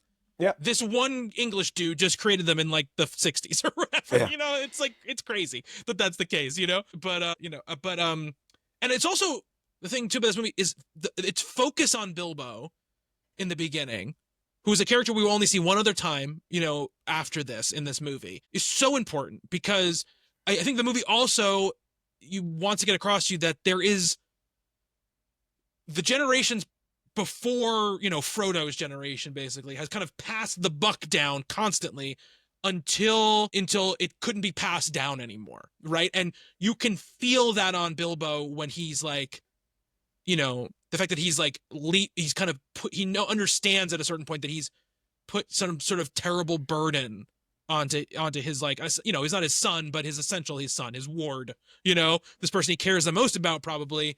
He's kind of foisted this upon him. Like his, for lack of a better term, like addiction almost to this ring is now being passed to his, his kin, and it has to happen. Like, and there's nothing he can do about it, and because he's gone too far, and I think that the pain, this is why you cast Ian Holm to do something like this, right? Is like what he's able to convey, the pain he's able to convey in those moments where he's really struggling is like really important, I think, for the emotional core of the movie. There's also a sense with this character that, like, Bilbo has lived a life, right? And we maybe that's why we'll get to the Hobbit movies when I get to the Hobbit movies. But it's like, even just in this one, like Bilbo's adventures and all the stuff that he's done, the fact that there is this larger world and years of experiences. There's this great moment where they're out in the woods and they see the statues of the trolls, and that's something that he's talked about. And so we're like, they are recalling stuff, and then we're recalling him. Like it really does feel like we've kind of lived in Middle Earth, and it all feels like, again, organic is the word that I want to use, right? Yeah. Like, because these are also so much about storytelling and like passing legends down. Everything is legends and like these mysterious things like that we are going to go out and then see. Yeah. And it's like, he's seen them all before. And like, we feel like we've kind of almost been along for the ride with him, even though it's just a couple of things, mentioned, pretty casually in dialogue. And yet it all feels like tangible. Yeah, absolutely. 100%. And like the fact that we spend as much time as we do at that party, and it's not. What a great scene. It's all character based, like we get the smoking scene, which is great, the stuff with the relatives. Two old friends getting like, stoned out of their minds. Not important in the story at all, but no. We're kind of on board for it for a little while there. And I love Ian Holm playing drunk. I think he's so good at it, and like that little moment where he's, that woman comes over and she has all her kids, and he goes, my, you have been productive or whatever. And he just does like a thing with his mouth or whatever. It's just like this random little moment, which I think is so funny. And this party, obviously, it gives us important stuff, right? We've already spent time with Frodo, right? Frodo spent time with Gandalf. We've gotten a little bit of like, also people talking about Frodo. So we kind of have understanding about him a little bit. But here we meet Merry and Pippin, who are getting to little hijinks adventures, with each other, and not quite, being too good at it either. So we get that established very quickly. And we get very quickly that Sam is like sweet, but kind of shy and kind of not sure of himself, right? We get that very quickly, right? And then he loves Frodo. He loves Frodo. Yes, absolutely. And he also loves Rosie Cotton, right? So we get that as well. And, they're friends because Frodo like pushes him, to dance with her and everything, and then laughs, and everyone's happy and clapping. We get the fun fireworks stuff, like the dragon firework and all that stuff. And we get the great speech from Ian Holm, obviously. They're like, I don't know half of you half as well as I would like, and I know more than half of you half as well you deserve, or whatever he says. Great little moment. And I love that he's a little scamp, right? He's pulling a little trick on him. He puts his ring on thing. He doesn't have to do that. He could just do his speech, walk off, and then leave, after he left the party. But he wants to play a little funny joke on everybody, and and then we get, I think, we get that really great scene between him and Gandalf where he has to give up the ring, and you really see how it's affecting him, right? And what I love about this is like, and something I didn't really think about when I first saw the movie, because like it's Lord of the Rings. I know that the ring is something. Everyone knows that the ring is something. This idea that Gandalf doesn't know, right? He doesn't know. He's like, there's something weird going on, but I don't know what the weird thing is. You know what I mean? Like, this ring shouldn't let you look like you're 50 when you're 111 years old. Like, this is like, something is going on, I like that a lot, and how it builds that slowly, right? And this idea of like, McKellen is so good at playing these moments on his face, like not even speaking, just the way his face reacts to certain little things is so good, but he's trying to protect Frodo, right? Frodo comes in, we have the scene where like, he kind of they put the ring away. He won't touch the ring. Right. And like, as soon as Bilbo leaves, right, we kind of, the kind of paradigm shifts, right? We go from the whimsy starts to retreat, and the kind of dread starts to come in, a lot more. And then we get like which is crazy. We get these 3 shots in a row that are like, we get Mordor, we get like Barad-dûr, the Fortress of Barad-dûr, and we get the Sauron theme, like the dun, dun, dun, dun, that theme. And then we see Mount Doom explode, right? We get the Shire Baggins thing, obviously. And then we see Gondor for like 3 seconds. And it's like, this thing is just, the whole world opens up in like a matter of, I don't know, a minute. We spent 25 minutes in this little green area, and then all of a sudden, like, we see these two giant locations. When the ring wraiths start like spilling out of the gate, that's that scene, or is that a little bit later? No, they come out because once he says Shire Baggins, they come charging out. And they head for the Shire, and then we see Gandalf going to Minas Tirith to like research the ring. Basically, we don't know that's what he's doing, but that's where he is. And then very quickly we're back, and we get the is it secret, is it safe scene.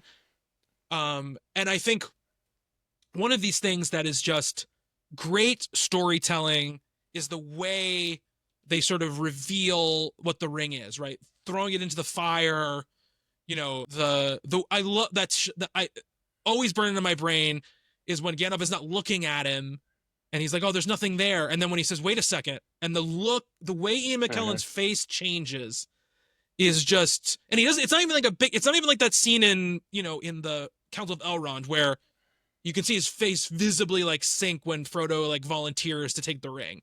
It's just like this subtle. That's a great moment too, though. It's an amazing moment, right? But this thing where it's like this subtle moment, and just hearing like, me and McKellen say the ring poem, or whatever, it's just like one of these things. It's just very powerful.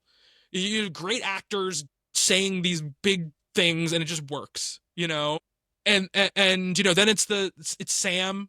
Right, Sam is spying outside the window, and again we park. I only bring this in because we park for a moment to have a little bit of whimsy, right? A little bit of like humor, a little bit of breath, right? First, it starts with just Frodo immediately is like, okay, I can stay off the road. I can stay out of sight. Like I'll go. Let's do it, right? It's more Gandalf's like basically like, holy shit, like I cannot believe, like it's just he's where he's like impressed, or he's like, I've known hobbits for however long and you guys still end up surprising me. He's like nice to him for a couple minutes, and then Sam thing, which is funny, but we, important because we need this. It's a linchpin to the story, right? Yeah, sure. And it's a very cliched, it's a buddy comedy thing. Yeah. I'm going to tag along with you. But yeah, there is a gravity to it here. And it's, again, it's that balance I was talking about before where we've seen some of these things before. They are in some sense cliches, but also even at this point early, and this is the first hour of the movie, first 40 minutes or something, we already know these characters so well that we know there's more to it than that, right? Yes. Like it feels, again, natural and organic and what you would expect to happen and what sort of needs to happen at this point. And it doesn't feel contrived. This is not just like the screenwriter has to get these two people together. It's like, of course, that's what's going to happen at this point. Of course. And we get, we don't hear him say it, right? But it's a very important moment because Sam will bring it up 2 more times in the movie, which is this thing that Gandalf says to him, which is like, don't you lose him, Samwise Gamgee, or whatever. Don't you leave him, Samwise Gamgee, right? And when it's said the last time, it will make me cry when they're in the boat together. But oh, what a great scene that is. It's such a great scene. But I want to look at this. We get to meet Christopher Lee next. We get to meet Saruman next. And once again, we are in this era of time. I mean, obviously, we talked about what's his name in The Frighteners. John Astin. No, not John Astin. What the fuck is his name? The guy from Reanimator. Jeffrey Combs. Peter Jackson obviously fucking just loves low budget horror movies, right? Because that's Christopher Lee is a low budget horror king. You know okay. what I mean? I was like, is he talking about old people? Because John Astin. Anyway, no. I get what you're saying. You know what I'm saying? And it's also a time where all of these guys who grew up watching those movies are now directors themselves. Because Christopher Lee is he's in Sleepy Hollow, then he's in this, and then he's in Star Wars in like a quick succession of time. You know what I mean? Like it is like he becomes one of the highest grossing actors of all time. McKellen's the same way, right? With the X-Men and then this and then whatever. But like, Christopher Lee is so good in these movies in general, like in all of these movies, but he's so good in this movie. And he's so good that this movie sells an old man wizard fight. And it's like one of the coolest scenes ever. Yeah. I love when movies do shit like this. I mean, obviously, like, it doesn't happen that much, but when you have like people you don't expect to be having like crazy fights, it's just Yeah. so cool to I see. love the moment where he's got Gandalf kind of spinning on the floor and all that stuff there. Like, you know, when Yeah. he imprisons him at the top of the tower and everything. It's just like the way it's staged and the way it's shot is just, Yeah. it's awesome. And the I way don't, you slowly got to conclude into like something's going on because like yeah. this guy is not being a like an altruistic wizard type, Yep. right now. Because the thing about the love of the halfling's leaf has clearly slowed your mind or whatever to Gandalf. And one thing that Jackson does, which I think is and I really only noticed this time because I was really looking for this kind of stuff this time around, was that the close-ups of Ian McKellen of Gandalf are normal close-up with like a long lens, right? It's like you can tell the normal close-up, the close-up you see and you go, this is what a close-up looks like in a movie. Even if you don't think it in your head, you don't feel off-put by it. All the close-ups of Christopher Lee are like those Jackson wide angle. The camera's obviously like this close to his face, and it's all like really upsetting and like weird and kind of off kilter and off-putting. And obviously it's intentional because he's trying to communicate that the fact that like something's wrong with this guy, right? But just those tricks that we've seen in the other movies are here still, right? Like in those type of moments. Yeah, we get Old Man Wizard fight and then Gandalf up. And then we get, one of the most iconic shots in all of the movies is coming up next. And there's a few of them in this movie, but one of those things I think Jackson really does level up in this movie is like, we talked about how crazy his camera is, how like frenetic his camera is. He really in this one is like, no, I'm going to create like almost like still painting frames that are going to be like shots that you will remember. And that shot of the four hobbits underneath the tree with the Nazgul like on the road. Oh, it's great. Yeah. It's such like, it's just an indelible image. It's just an image that like you could put it on a painting and you'd be like, yep, piece of art. Like that's what it is. Well, just the way the menace he imbues into those characters, like it looks very similar to.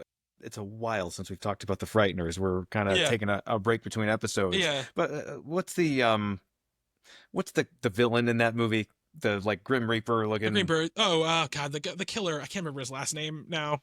Well, I mean, it's Jake Busey. You're talking about Jake Busey's character, like when he's in the full on. We see him in the opening scene, right? When he's chasing them through the house. It's a very similar visual look to that, and it's 100 times more terrifying here. And I'm not sure. It's like the same sort of cloak and the same, like blank. Yeah, but it's all real. Like that's the thing too. Like that like the Frighteners thing was like CG for the most part. This is like you can feel it. You can feel like the cloth with the armor and like the way that like the horse's feet have like blood coming out of them. Sure, and these like real imposing sort of low angles. Like it looks huge, and it's part of that is just the hobbits being small and everything. And the sound design, like the scream, is so chilling.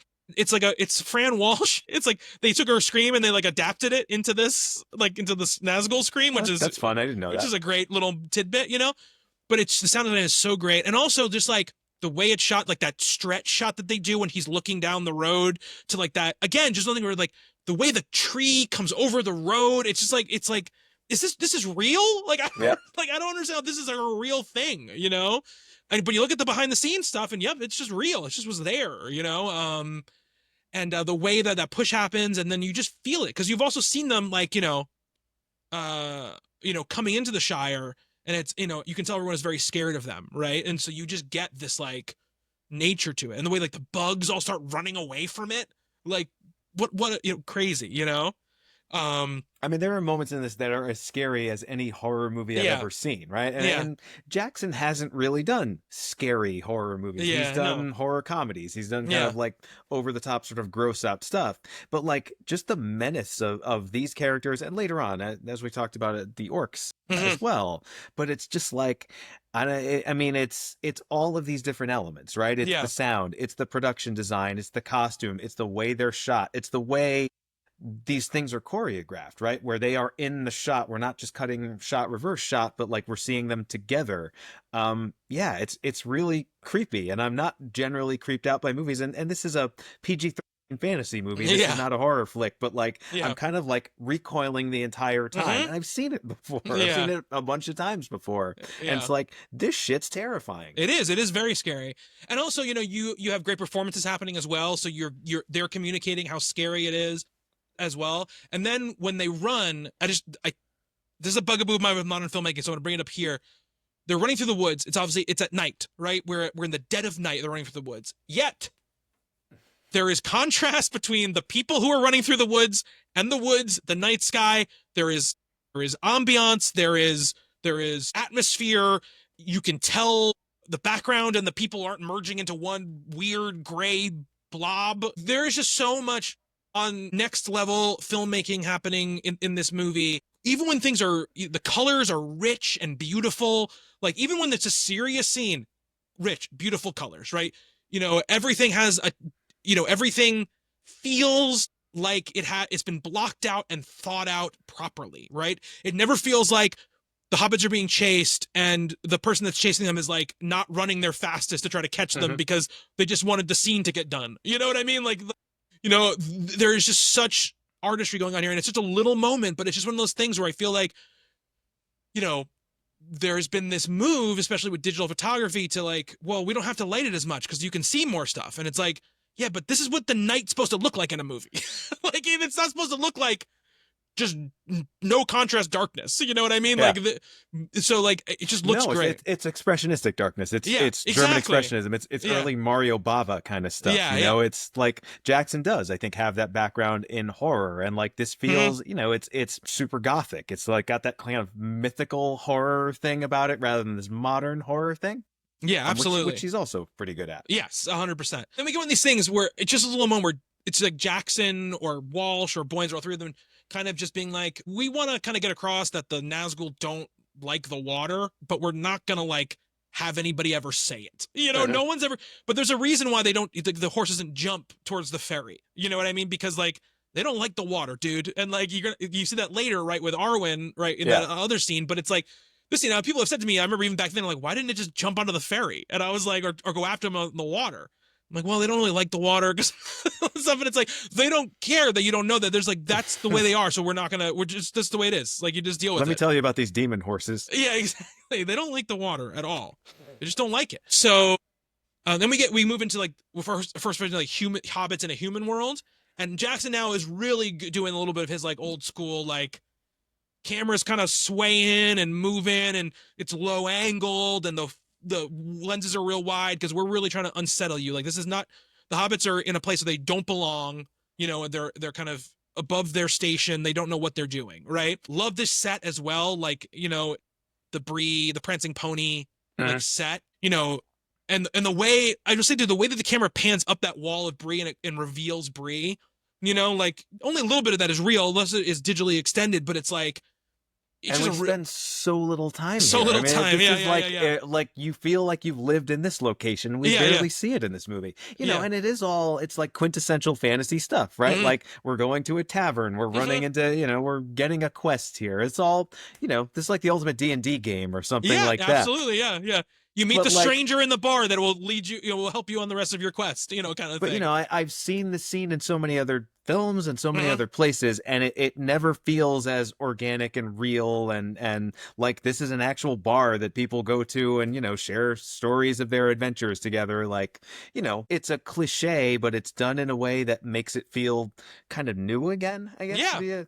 Yeah, absolutely. And, you've ever played an RPG video game, like, you've been to a place just like this, but it's never kind of felt like you were there in the sense that this movie puts you there. Absolutely not. And we still manage to get a little bit of a fun moment, right? Where, the Merry Pippin realizing that the beer comes in pints, like, it's like a little fun moment, even though it leads to like a really big, huge moment, right? I'm getting one of those. Yeah. Which is, the Frodo, kind of slipping, and falling in the ring, falling on his finger. And another, like, obviously, what like, a great shot really iconic shot, right? Which is Frodo on the ground, his hand sticking up in the ring, sort of big in the foreground, falling towards his finger, right? And we get the first sense of like what it's like to put on this thing, what the person sees when they put on it. And obviously Frodo's seeing a whole other level probably than Bilbo ever saw when he put the ring on, but we get the eye, and then we get like the black speech and the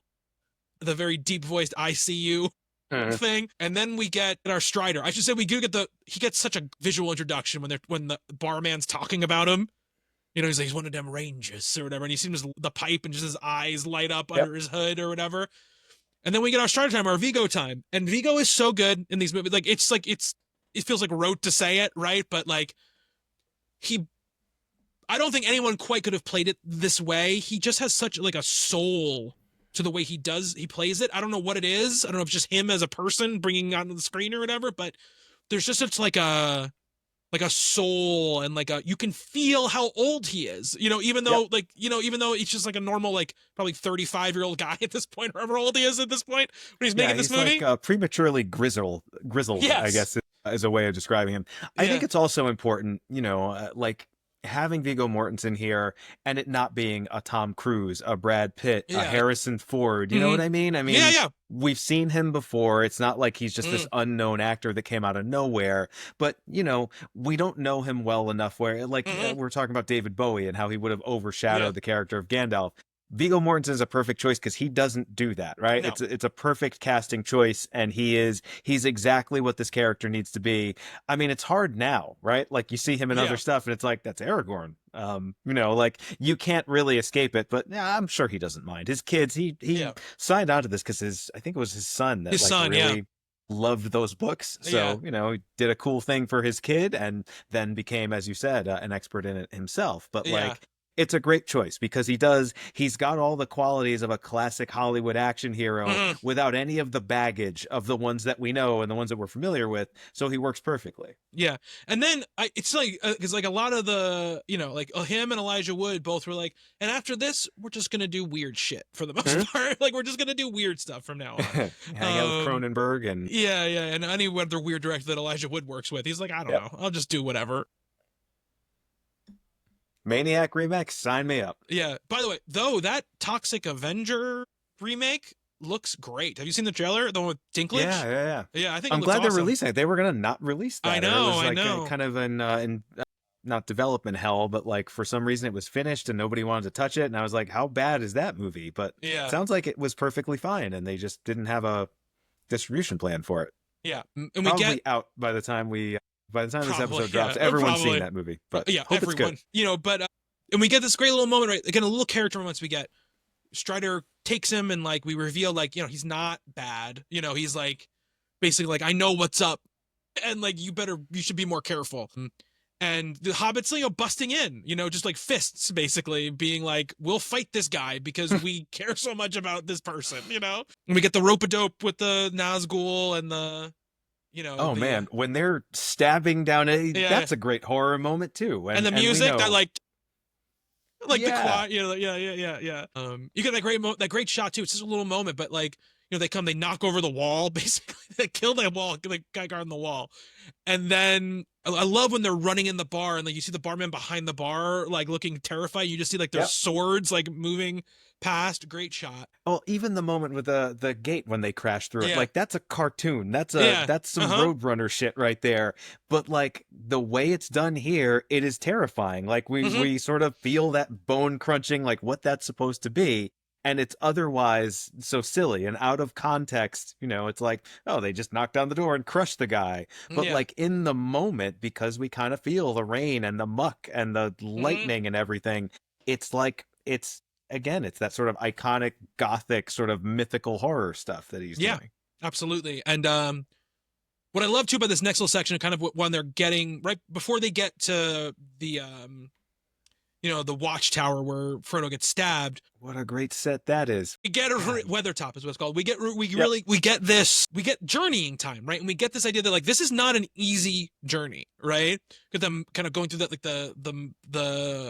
the swamp bog where they're getting bit by all like the midges or whatever, and like, but we get two great little character moments, one of which I believe is in the theatrical and the other one it definitely is not, which is we get the hobbits talking about all the meals, right? We've had one, yes, but what about second breakfast? Second breakfast, sure. You can't leave that out.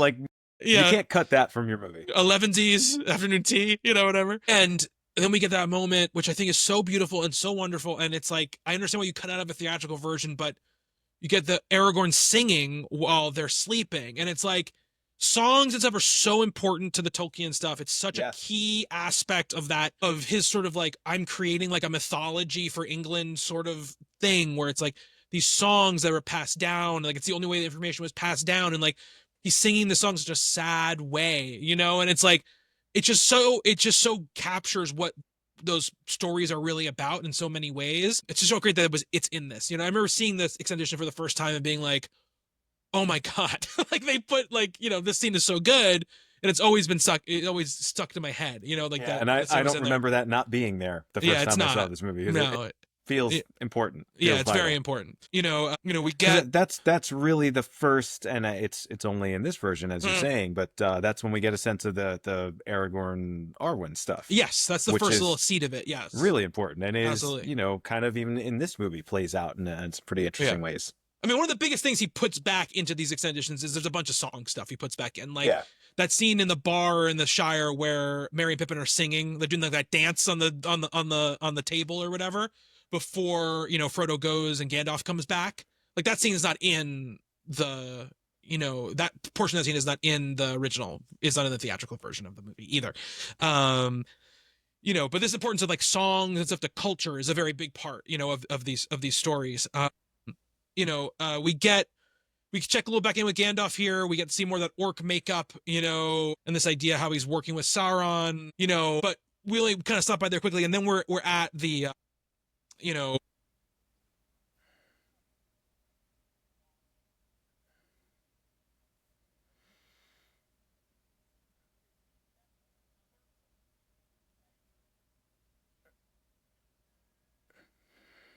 Yep.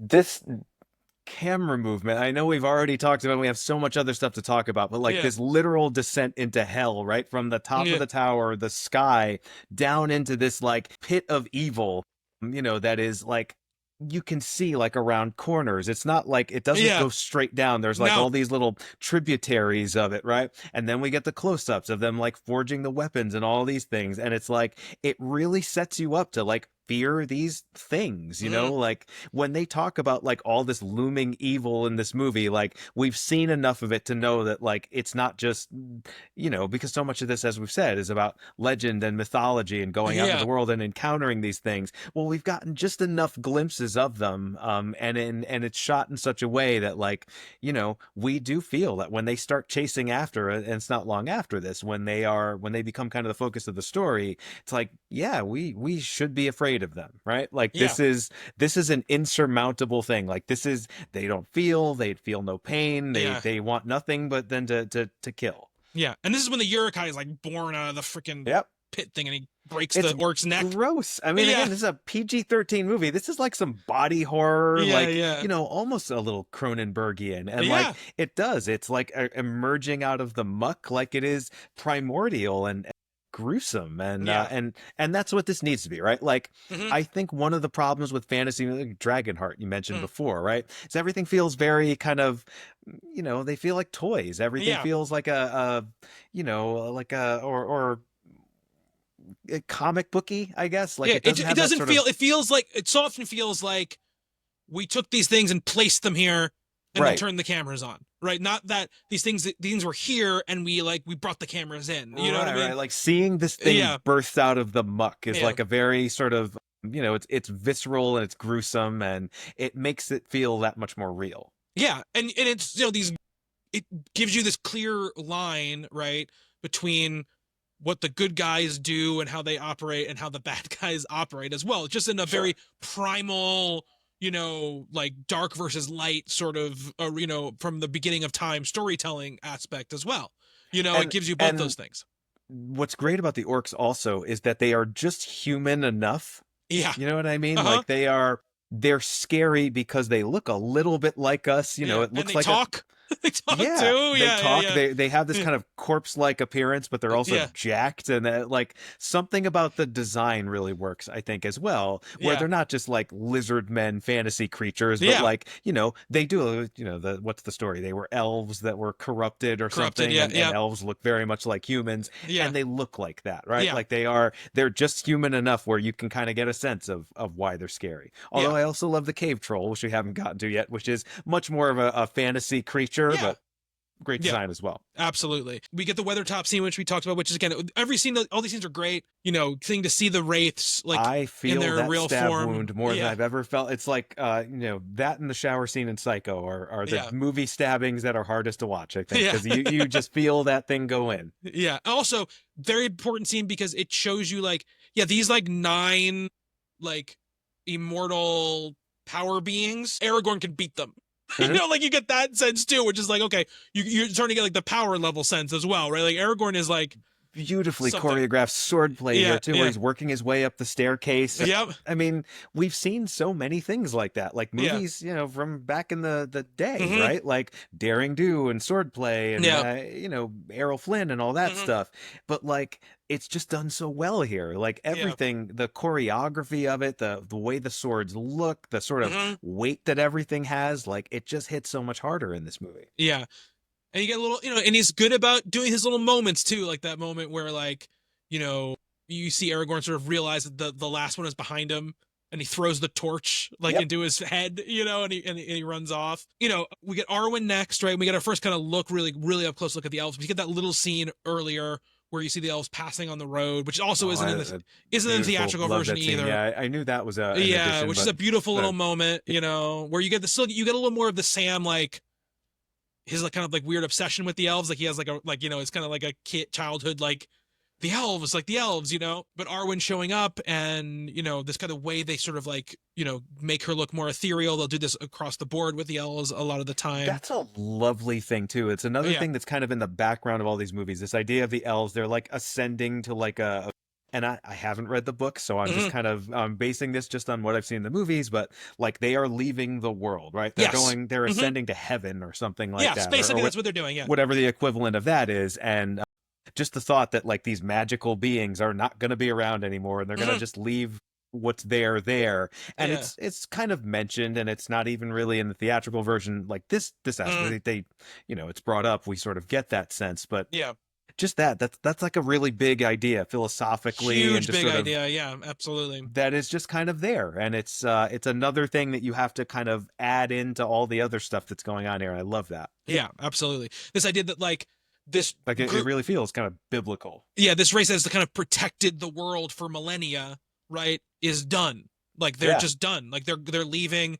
Their power is waning. Like they don't have a vested interest anymore in this. So like it really falls to these people who are going to be left to take care of it. Like it's not, you can't just look to these immortal, all powerful beings anymore to save you, right? Is a lot of what that message is, right? I think this chase scene is great. And I don't think it's just one of these things where it's like, these are just people in costumes riding real horses, riding through a beautiful landscape with some insane camera work. That's the other thing too. The camera work is insane. Like through these trees, through these clearings, following horses, all of this stuff is like just crazy filmmaking stuff, that can easily be taken for granted because the movies are 25 years old. And it's just like, this is the way the movie looks, but like, this is a lot. Like you don't have to shoot this scene like this, like that's the thing too. This is there are several times in the like behind the scenes documentaries where some of the cast people would be like, we thought Peter was crazy. Like, we're like, there's no way you can do this.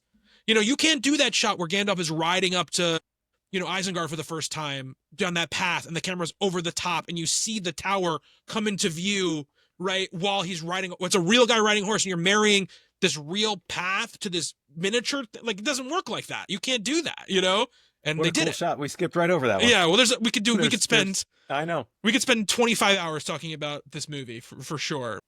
Well, it's stuff like that, right? Yeah. All these things that we've seen in so many movies and we've seen so many times, like riding horses, right? It's another sort of iconic movie thing. Like the Hollywood, made thousands of Westerns back in the day. And like, but in this movie, we kind of feel like we're seeing it for the first time where we can like feel the wind in our hair when it's someone riding a horse, when it's someone pulling out a sword. Like all these things are like, they're so ingrained in our like collective cinematic consciousness, but like they feel so new here. And like it feels like every time he does it, that's almost intentional, right? Like this is not movies you've seen before. This is a whole world unto itself. And it's going to feel like the first time. Yeah, absolutely. 100%. And I think that's what hurts the second two movies in the trilogy is that we're seeing it for the second and third time. Yeah. I mean, there are still things, we'll get to those movies when we talk about them, right? But There are still things in those movies which had never been done before that Sure. are just like, what? Yeah, You he's know? still got tricks up his sleeve. Yeah, for sure. You know, the fact that he's holding back, like, in this next movie, there's going to be a fully CG character that has like an emotional arc is, you know, Yep. insane. But we get to Rivendell and like, again, so good about, and again, it's built into the story, but so good about like, okay, let's take a breath. Like, you're in a safe place for a little while, right? The stakes are still very high, and we get the real sort of like, this thing can't stay here. It's gotta go. It's gotta go farther. Another thing, you know. oh man, the way he shoots these fantasy locations, right? Like we get the establishing shots, but in those establishing shots, there's always a person, right? Yeah, It's not just, it's not, the scale is impressive, right? But we've seen miniatures in movies before. And a lot of times, you know, particularly with older movies, matte paintings, or now with CGI, we don't see like the human characters. Like, you know, I think it's this scene here where we go into Rivendell the first time, and there's like a staircase, and we see a character like way in the background just kind of ascending the staircase as we're entering, you know, with the characters in the foreground, and we get a sense that like these places are inhabited. There's a great moment later where before they go into Moria, there's this like giant aqueduct thing, and there's like water spilling down off of it, you know? Like movies have made stuff like that before that looks really good, but this makes it feel like very alive, very tangible, inhabited, and he's very careful to do that with every one of these locations. Yeah, and that Rivendell somehow too, there's that big wide one where you actually see the whole like sort of like valley or whatever they're in, like in place, and there's like a path on the right side of the screen, and there's like a person on a walking down that path, you know? That's what I'm talking about, right? Yeah, like you always get kind of the scale, and like they're not important characters. They're going off somewhere else. Like this is a living world in some way. It's like in a very good open world video game, you have that, right? Like when your character's not doing stuff, you feel like everything's still happening around them. This movie is very careful to do that every time we go to one of these places. Yes, but like you said, people live here, right? People live here. Let's think like you'll see like, let's even like say like the 1978 Superman, right? Where you see Krypton. You're like, nobody lives here. It's just rocks. It's just columns of rocks. Like, it's who a lives design here? element. It's a design element. It's a cool design element. Don't get me wrong, but like it looks great, but it's not anything. You know, I feel that way about like the Star Wars movie. Like the prequels tried so hard to do that by just throwing a lot of CGI at the screen, and when he went back and redid the original trilogy and put in like background action that was just CGI'd in, kind of copied and pasted on, it never feels the way this does, because, you know, this is designed from the ground up to feel like a living place. Absolutely. And I think, you know, Hugo Weaving shows up for the second time here. He's in that opening scene, but we get him again. And again, another important bit of casting, right? Because he has a hard edge to him.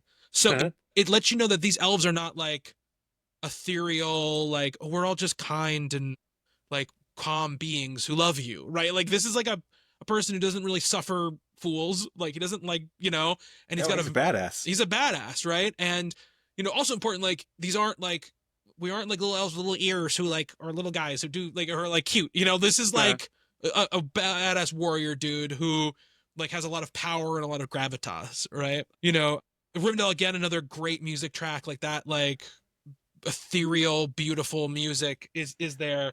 The lighting with all the elf stuff, right? And later on, the Galadriel stuff. Yeah, and Lothlorien, it's really turned up, but like yeah. But we see it a little bit here as well. Like, you know, it's Cate Blanchett, whatever. She's a very attractive human being, but like she really does look like a mythical creature in these movies, and it's not because we're just kind of throwing a bunch of accoutrements on her special effects wise. It's just the way it's lit, you know, the kind of gauziness of the focus. It's brilliant. The way all this stuff kind of, its form follows function all the way through.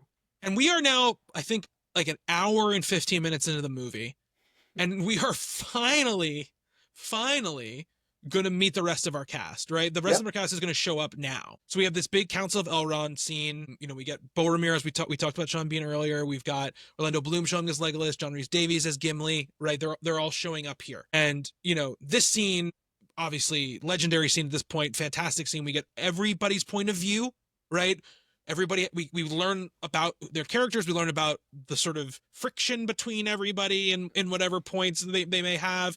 You know, the Legolas and Gimli stuff also obviously played like a little bit for laughs at this point, just to, you know, give you a little bit of a breather. right? But this does feel like a political, like a war room scene in, Yeah, like in Darkest Hour or something like that, yeah, right? Like these yeah, very serious characters discussing very serious matters. yeah. And bringing up things that, you know, you as the audience are probably asking yourself, right? Which is like, Mhm. if this ring is so powerful, why don't we use it against the bad guy? Like, why wouldn't you do that? You Right, the know? opposing perspectives make sense. It's not Yeah, just exactly. these are not just movie characters who are there just in opposition, but like they have kind of a point. Yeah, absolutely. And Boromir is like, you know, we're the ones who are on the front lines every single day. Like, you guys don't even know. Like, Mhm. our people are dying all of the time just to make sure that you can have a normal life, you know, or whatever. So it's like, you know, why shouldn't we have it so we can use it against him, you know? And they really lay it out here, right? What has to happen, right? Elrond lays it out. It has to be taken into the Mount Doom. It has to be destroyed, right? And Well, Gimli, another great moment here yeah, where with he the just tries to axe. smash it with his axe. Yeah, Can't yeah, do yeah, that. yeah, yeah. You know, and Gandalf speaking the black speech, you know, and then it's also, it's a very political feeling, right? Where he's like, we don't use that language here, and Uh-huh. he's like, dude, that's gonna be everywhere.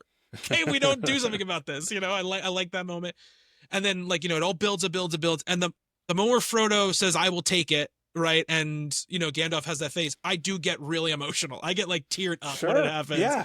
because it's like that moment. It's just that thing where it's like this person who shouldn't have to do this is stepping up to do it when all these super powerful people are just like fighting over BS, you know, Yep. basically, you know, fighting over egos. And again, it's in the book, but but I do not know the way. It's such like a, Uh-huh. you know, it's like, I will do this, but I don't really know what to do, guys. Like, you know, I'm not like a badass. Like, I don't know what to do. And then I'm all giving like, you know, giving their like, you know, their sword, their axe, You have my whatever. sword. You have my axe. Yeah. We did not talk about you do not simply walk into Oh my yeah, we sword. do not. So Breaking good. down, and Bean is so good. You know, you believe it. You know, Yep. believe everything he's saying.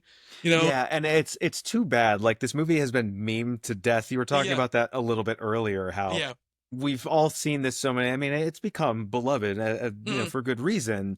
But like, you forget how powerful this stuff actually is. yeah, Just sort of in context because we've seen it so long. Every political election, there's yeah, a Boromir meme. yeah, Where yeah, he's, yeah, you yeah. do not simply whatever. Whatever. Yeah, But like in the movie, it's so powerful. The scene is so good. The introduction to these characters is so good. And like, as you said, we're so far into the movie at this point, right? Like yeah, there are movies that have done their entire story and they're about to wrap up at this hmm, point. yeah, And we're just getting started.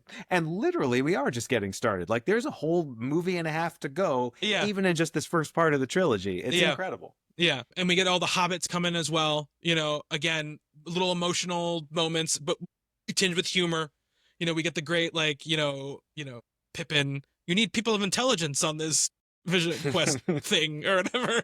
You know, so like all that stuff.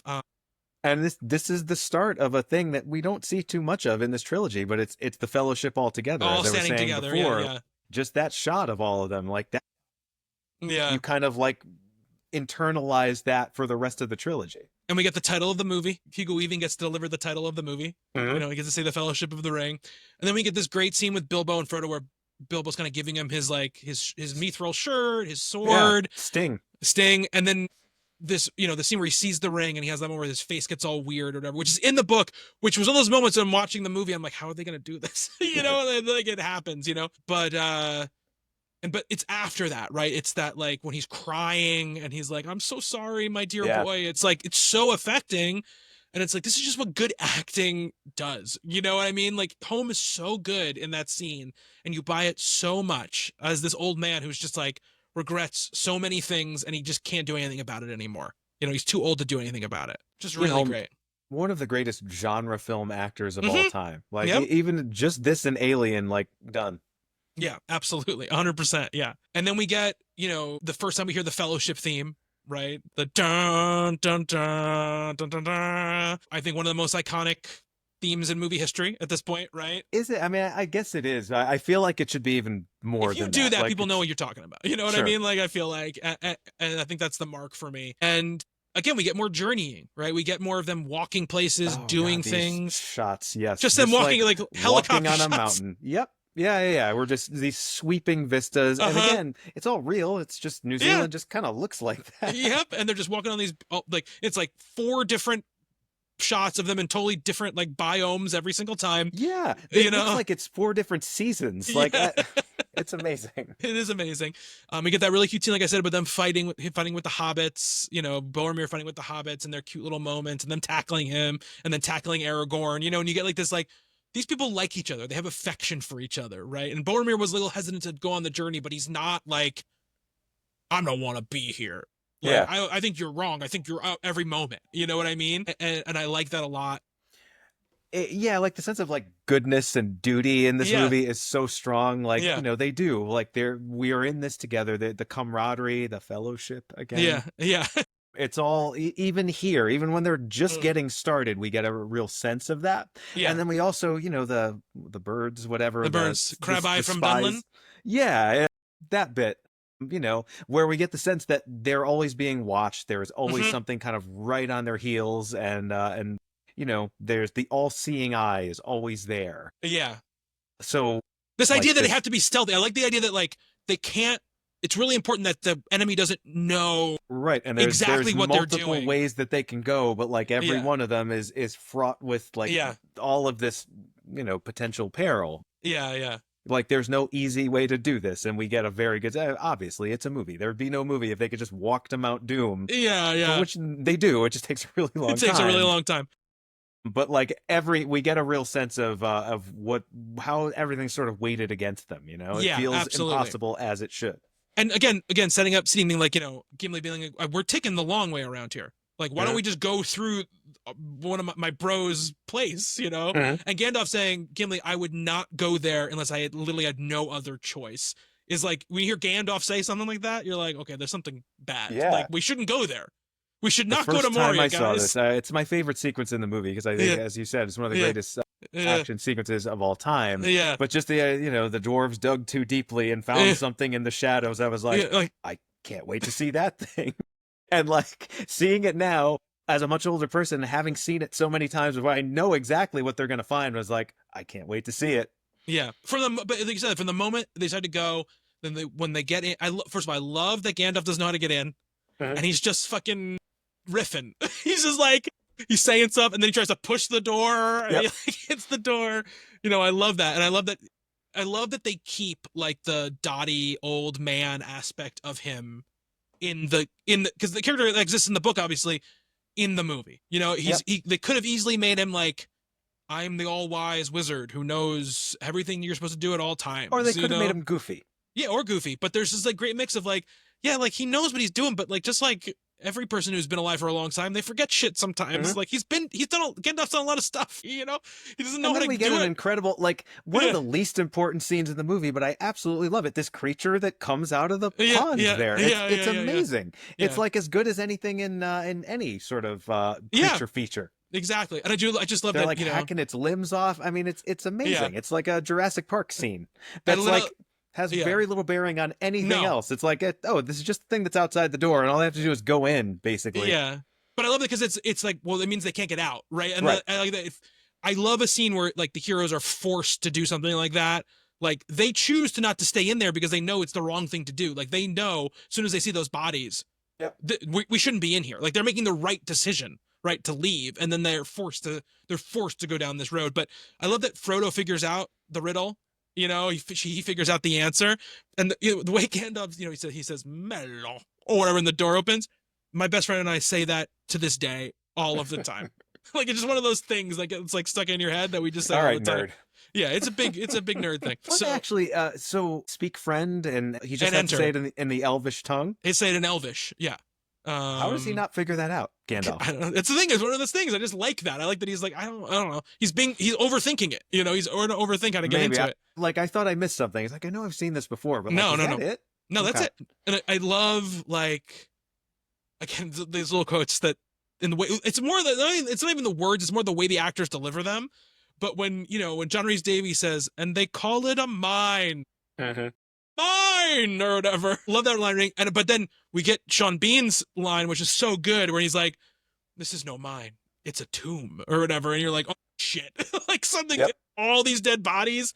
And it's like, and it is like, it's like harrowing, like just like piles of bodies, like not even like a couple of bodies here and there. Right. And they're forced to go in. This is every Literally, I mean, it's so directly inspired, I think, by the Indiana Jones franchise, Mm, and like I think it does that thing that we see, in the opening yeah, of Raiders of the Lost Ark, yeah. so much better than Oh that. yeah. And not that those movies are great; they're some of my Yeah, favorite movies of all time, like this one is. But like just the idea of going underground into this perilous, yeah. booby trapped sort of place where Hmm. there's something waiting for you there down in the shadows and everything, and the desiccated corpses and the Yeah, spider webs and yeah. Uh-huh. the stone, kind of this Hmm.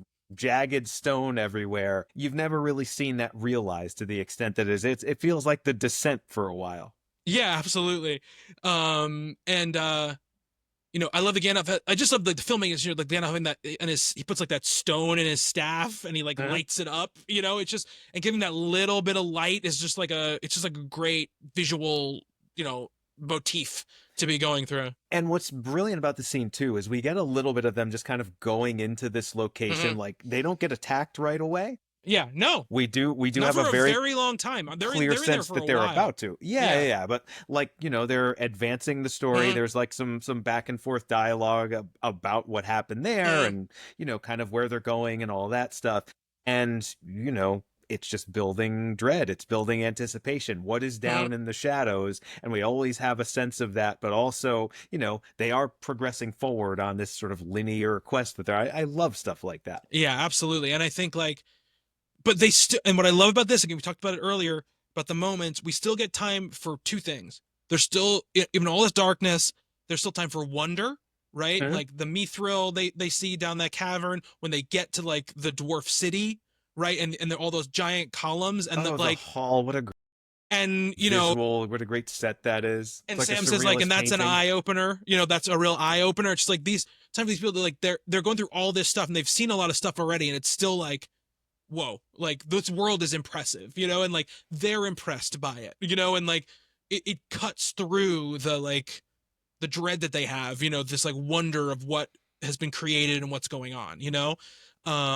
Well, just the very slapsticky scene where they're in the room with the well, right? And Yeah, he yeah, yeah, yeah, yeah. is it Mary or Pippin? It's Pippin. It's Pippin. Pippin like bumps into the corpse and like Hmm. falls, and then the rest of it falls Yeah, down, yeah, and it's like, how silly, what a this yeah, dumb Three Stooges character. yeah, But then you see it go down, it descends into the pit, and it's like, oh, this kind of looks like the thing we saw before with the orcs, but yeah, scarier. yeah, And it's like, again, just kind of clatters around down there, and everyone, the look that Gandalf gives him in yeah. that moment, like, Hmm. he's going to get rebuked for it, but also Gandalf is scared shitless at this moment Yeah, too.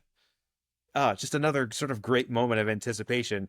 Then you get like the most amazing fight sequence. yeah. It's But I will say, I know we're spending a lot of time on it, but I got to talk about a little bit about a couple of things that happened before that because they're okay. they're, they're No, very fair. The important. sequence is great. Before that, we do get the scene where Gandalf doesn't know which way to go. Again, another moment where he's like, I don't remember this at all. Uh, And they're sitting there for a while. And this is when we get the Gollum. He says, like, Gollum's been following us for 3 days. And we get what is probably, I think, kind of like the skeleton key to the whole trilogy, right? Which is this conversation between Gandalf and Frodo, where, Frodo says, basically Bilbo should have killed him, basically. should And, have taken pity on him. he said, it's a pity Bilbo didn't kill him, It's is a what he pity he said. didn't kill him. He didn't kill him out of pity. Pity, Yeah. yeah. And he, Yep. and he says, like, many who die deserve life and many who live deserve death. Who are you going to give it to them, Frodo? Like, don't be so quick to deal out death and judgment. Gollum has some part to play. I just, for good or ill, I don't know yet. And then we get the other thing that Frodo says, which is like, I wish the ring had never come to me. I wish none of this had ever happened. And he says, so do all who live to see such times. Right. But all we have to decide is what we do with the time that's given to us. That's like fucking deep shit, man. Like, It it's is. like, Yeah. and like, I think like the thing they I say will about Tolkien, tell right, you. is like, he's not allegorical. He very much Tolkien was like, you cannot one-to-one my books. You cannot say like Sauron is Hitler. Like, you cannot do that. Like, that's No, not it's not C.S. Lewis. This lion is Jesus. yeah, no, but it is, he said, I want it to be applicable, which is that Mhm. whenever you read this, whether it's now or 100 years from now, you can relate it to something going on in your life. And I think That's exactly what I was going to say. right Like, now, hearing that line in Yeah. 2025, Yeah. with a Yeah. young child, Yeah. and seeing the world at playing out the way it is right now, it's like, I Yeah. wish I had lived in a different time. I wish she had lived in a different time, but what can you do about it? You can't do anything about it. You step up and you become part of the fellowship, and you get that ring to Mount Doom, damn it. And it's just like it's such a beautiful scene. McKellen plays it amazingly, right? It's Yeah. just like it'll be called back and brought back a couple of times, but it's like that is a linchpin scene to me. Yeah, almost 100%. unnecessarily, because I think it sticks with you enough where they don't necessarily need but to. when they bring it back at the end, it it gets me, man. It is. It's a perfect point. Because it's at the end, when you bring it back, and we'll talk about it now, because whatever, it doesn't matter. But the reason I think I bring it back now is because you really are truly meant to be in Frodo's head at that moment, right? Where he's basically saying, like, I don't want any of this again. Like, it's fresh. Like, it's like, he's not at that point thinking back to that conversation. He's just thinking it again. Like, all of this, I don't want this, right? Yeah, and now then Gandalf is gone to him. Gandalf is gone, but then hearing that voice in his head is like, the one person that could have maybe helped him, like, for real, like his super powerful, like, benefactor is gone. Yeah. But then hearing that voice in his head, it's like, for him, it's like remembering, right? That, like, this is still true no matter what. Like, even more true now. Yeah. I also like, and I remember even the first time I saw this, just the idea of what the ring does to you, right? Like, it makes you live. It's like vampirism, right? Yeah. It corrupts you physically, mentally. It is this thing that, the Gollum, the explanation of Gollum. He used to be a man. His name was Smeagol. Yeah. And, like, that whole thing is really powerful too. And I forgot how little we see of him in this movie. Yeah, not all. You see, like, his eyes and his hands, basically haunting the corner of the frame to some extent. Like, we see him in the river later on, and he's there. He's too afraid to get close to them, but he's been following us the whole time. And Gandalf just kind of says it like that's not that big of a deal. Like, he's been following us for 3 weeks or whatever. Yeah. Like, holy shit, that creepy ass thing has been following you for 3 weeks and nobody's doing anything about it. But he's this man who has been, he's lived far too long for a person who has lived, and his mind has been destroyed, and he's just this shriveled, sad, pitiable thing that's also kind of scary. Yeah, absolutely. And so that scene is so important. And then right before, I think great little horror thing, right, is when Gandalf's reading the book, right? Because it really sets the dread line for you, where it's like, and then where he's like, the drums in the deep, right? They are coming. I always love stuff like that in, like, Resident Evil, survival horror video games. You find the diary and it's like, we did this experiment, and stuff like it. It's exactly that scene. I do love the bit he picks up the book and, like, a bunch of the pages fall out, and he just kind of turns to the end, and we just And the book is like crap. Obviously, like a sword hit it or an axe hit it or something. Yes, there's a big slash right through it. It's so thick though that it couldn't be broken like that. And much like a Resident Evil thing, the last like word is like scrawled, like they died as they wrote it. You know what I mean? Love that. And then the scene where the thing falls in, and we get the fool of a took. What he's I would not want Ian McKellen to yell at me like that. It was very scary. But yeah, then the fight scene, like you said, is unbelievable. Just when they're firing arrows through the crack in the door. I mean, like, this goes on for about 15 minutes, and they're just fighting in this enclosed little space. Room. Yeah. I love that. And just like they're pouring in the orcs, and they're just like shooting arrows at them. We get more sword play. We see the hobbits kind of finally doing some action hero stuff here. Sam, I'm getting the hang of this. Sort of hitting them with the pan in the head. He's hitting them with a frying pan. But that really. But the thing, you talk about the fight choreography earlier with Aragorn fighting the ring wraiths, but like such an important thing about this whole series, and it's said here, is everybody fights differently. Everyone has their own style. Yes. Everyone has their own way of doing it, and that's so important because it gives character, right? So you need to, even in an action scene, he's communicating character, right? Legolas is basically immutable. Like he's smooth and silky, and no matter where he's fighting, what he's doing, it's like he's dancing, right?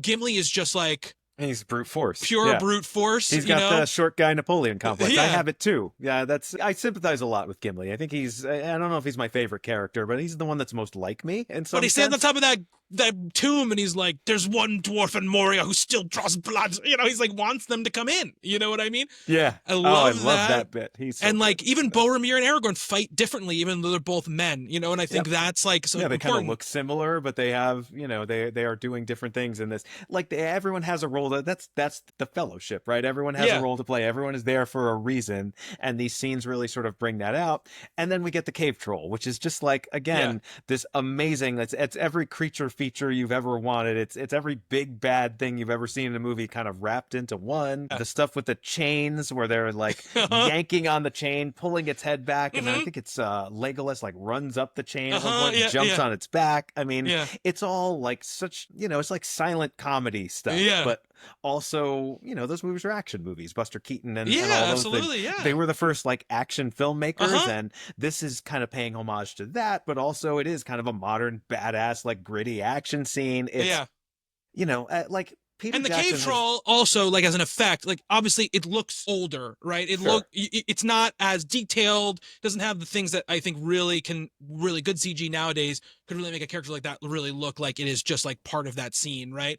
But even so, for 25 years ago, it looks better than you would ever expect it to look and does its job, right? Yeah. In all ways. But again, the way so he's so smart about the way he choreographs battle scenes and fight scenes, because that scene starts right where they hear the drums, right? You see like just the light coming up underneath, and you hear the drums, and you know what's coming because of that book. And then Boromir goes to look out the door, and you just get the arrow that hits like right by his head, Yep. right? And as he's shutting the door, probably like 5 minutes before it comes in, he just says, "They have a cave troll," you know. And again, it's one of these things that just like, whatever it is, it's many times I've watched it, it's whatever.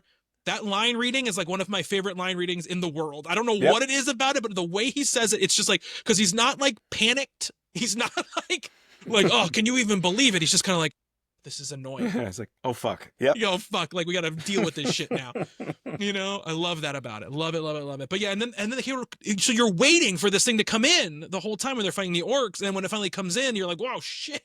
Yeah, it's still a big moment, right? The way it just sort of crashes there. Like, Peter Jackson's done action before. We've talked about Dead Alive, right? Like that scene where they're swinging from the ceiling and all that stuff, and there's zombies everywhere. Yeah. So like we know he's capable of this stuff, but he's never sustained it like this, right? Like it's over the course of however many minutes the scene goes on, and I think it's a lot more precise here than it is in Dead Alive. I mean, it's, where everyone is. Like, I grew up on action movies. I love action movies. Yeah, me too. I feel like most action movies made in the past 25 years or so, they've really lost the sense of how to just choreograph. And I'm not dumping on everything, John Wick blanket, and all that but yes, stuff. it has become a problem that, like, I think choreographing action scenes has become less of a focus. Like establishing the space. It's not just, seeing a character doing cool moves, whatever. Exactly. But like you also have to see the, what the set looks like and where everyone is. And, like the thing that bothers me is like when people are having a shootout or something, it's hard to tell who's shooting at who and where they're standing and where they're hiding.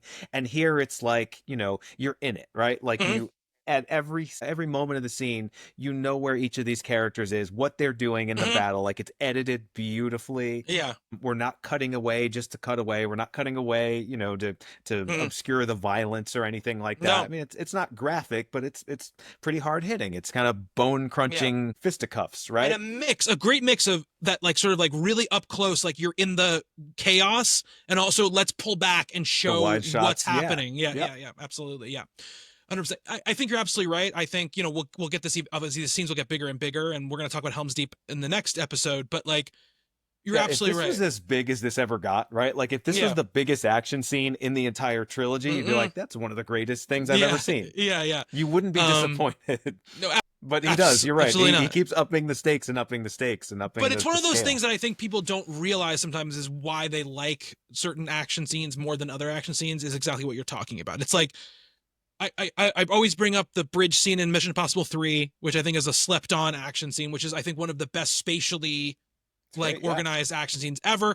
And it's also the reason why the New York battle scene in the first Avengers is as good as anything they ever did, no matter how big they got later, because it's got so much spatial recognition about what you're doing, and you're learning characters are here and they're here and they're here and they're here, and this is where everything is interacting and happening. As opposed to the very similar scenes in the Transformers franchise, where it's right, just where you're like, what the fuck is going on? yeah, that building just fell over. Whatever. Yeah, I guess, like, whatever, you know. So that's great. This scene is amazing.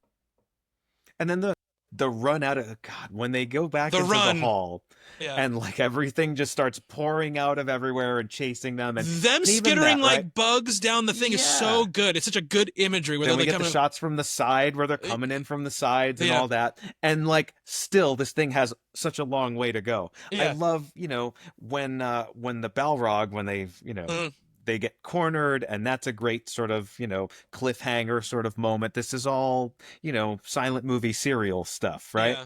And we get one of my favorite orcs in the whole trilogy, by the way, when they're getting surrounded, which is like that bug-eyed one, like that looks like these big like yellow bugged eyes.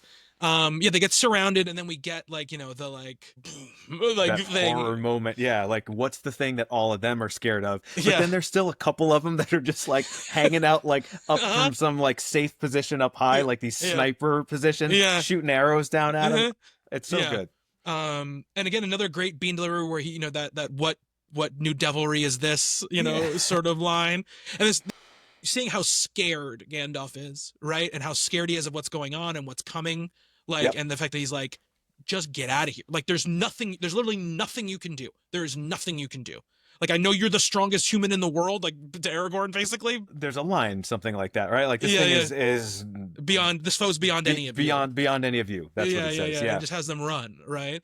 And we get great adventure, you know, on the steps scene, you know, where we've got, you know, the teetering the rock staircase is falling down, and it tips forward at just the right moment, and they have to jump off. And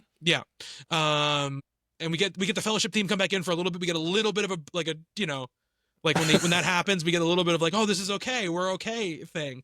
And then when they get halfway across that bridge and Gandalf turns around, like this, I think, again, the scene is one of my favorite action scene probably in all of movies, and this moment is like my favorite. Like, this is like McKellen, just like, it's like him being like, you guys I'm better than all of you, like as an actor, you know. It's like that moment, like when he the way he says like the same thing 3 times, and every time he says it, it like feels different, you know. And when we actually see the Balrog come out, it's like, and that still looks great because it's very impressionistic. It's very like, you know, what am I exactly looking at, like, you know, type of thing. Oh yeah, it's like something out of a Goya painting. Yeah. And it's dark enough, and it's surrounded by shadows enough that, like, you know, you're not seeing kind of the trickery of it.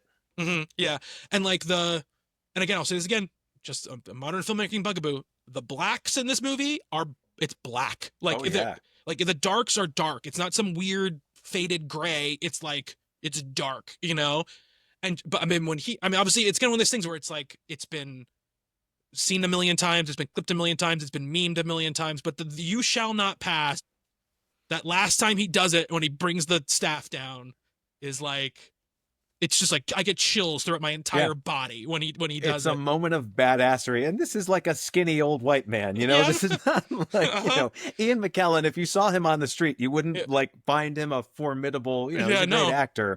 Like, Gandalf is so just like badass. There's no other word for it. He is the toughest man alive. And great at the you know, when he's saying all like the you know, gibberty Josh, like, you know, flame of Undun, you know. He sells the shit out of it. He does, yeah. And we you know, what I love about Lord of the Rings in general, even in the books, is like, they're very sparing with like powers, right? Gandalf is a wizard, but he's not like casting fire spells and shit all the time.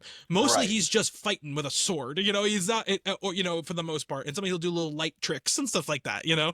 And so in this, you know, he blocks with that, like, you know, like that crazy like thing he does with his staff, like that big bloom of light, you know, or whatever. But like, you know, he doesn't do a lot of power stuff. So when he does it, I think it really lands. And then you know, when he falls, like, I love the flame whip too. Like, the flame whip, thing to have.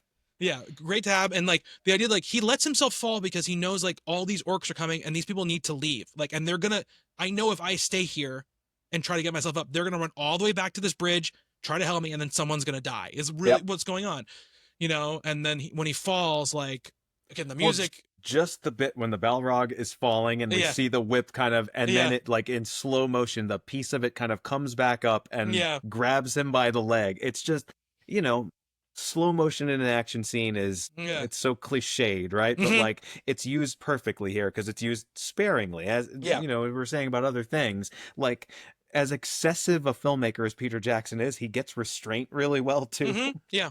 Yeah. So that like this moment hits very hard as well. And you know, just seeing him falling into darkness, someone says later on like he's lost in shadow, and Yeah. like, Yeah. yeah, I mean, and we see it in the next movie, we Hmm. see more of his descent, but like Which is for very here badass. you just have to like imagine it, and Yeah. it's, yeah, Yeah. it's maybe scarier that way. It's very much scary because I mean, if you don't know the rest of the story and you see this, like you just think he's dead. Like that's what it is. Like he's dead. You know, like that's how you feel in that moment. I mean, the first time I saw this, I didn't think he was just dead. I thought he was like descending literally into hell, right? Like Right, it's or this whatever. Yeah, but he's gone. eternal damnation, Yeah. Yeah. right? You It's know. not just like you blink out of existence. It's like you Yeah. go to Yeah. wherever is down, whatever is down there. Yeah. And he's, but he's gone, right? Like you think Lost he's to the gone, shadows. lost in the Yeah. shadows. And, the Jackson again, he does not skimp on like the way this affects the people that are in this party, right?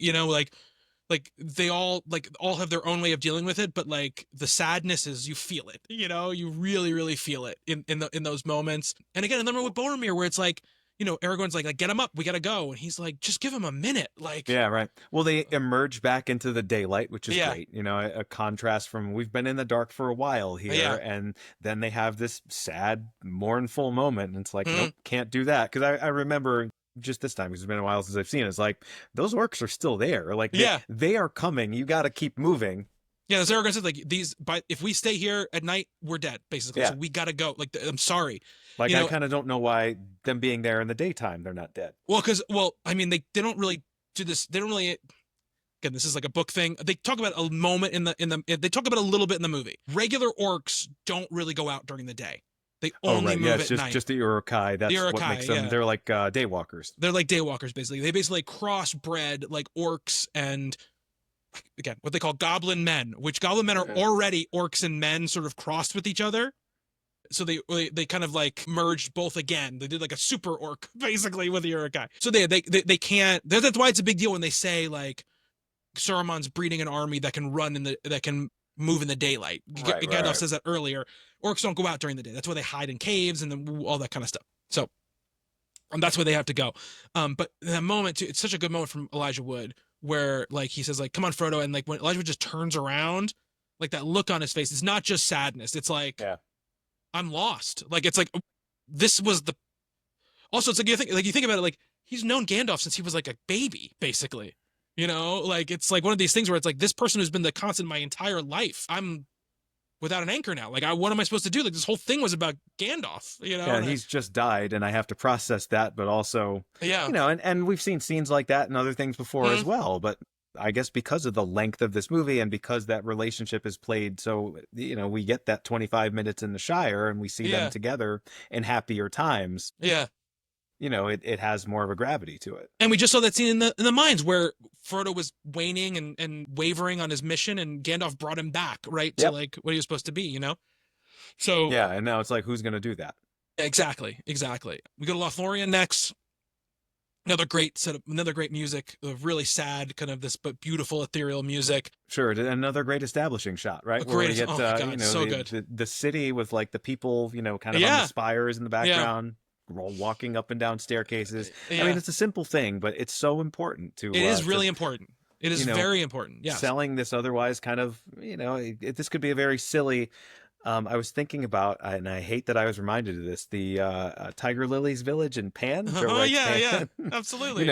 That's like the worst version of this, and this is like the best version of absolutely, 100%. And I love too. And then Boromir's so sweet to Frodo, like in this moment when they're waiting, where he's like, "You already carry so much with you. Do not carry like the dead with you as well. Like, Gandalf didn't die for nothing. Like, this is, he died for a reason.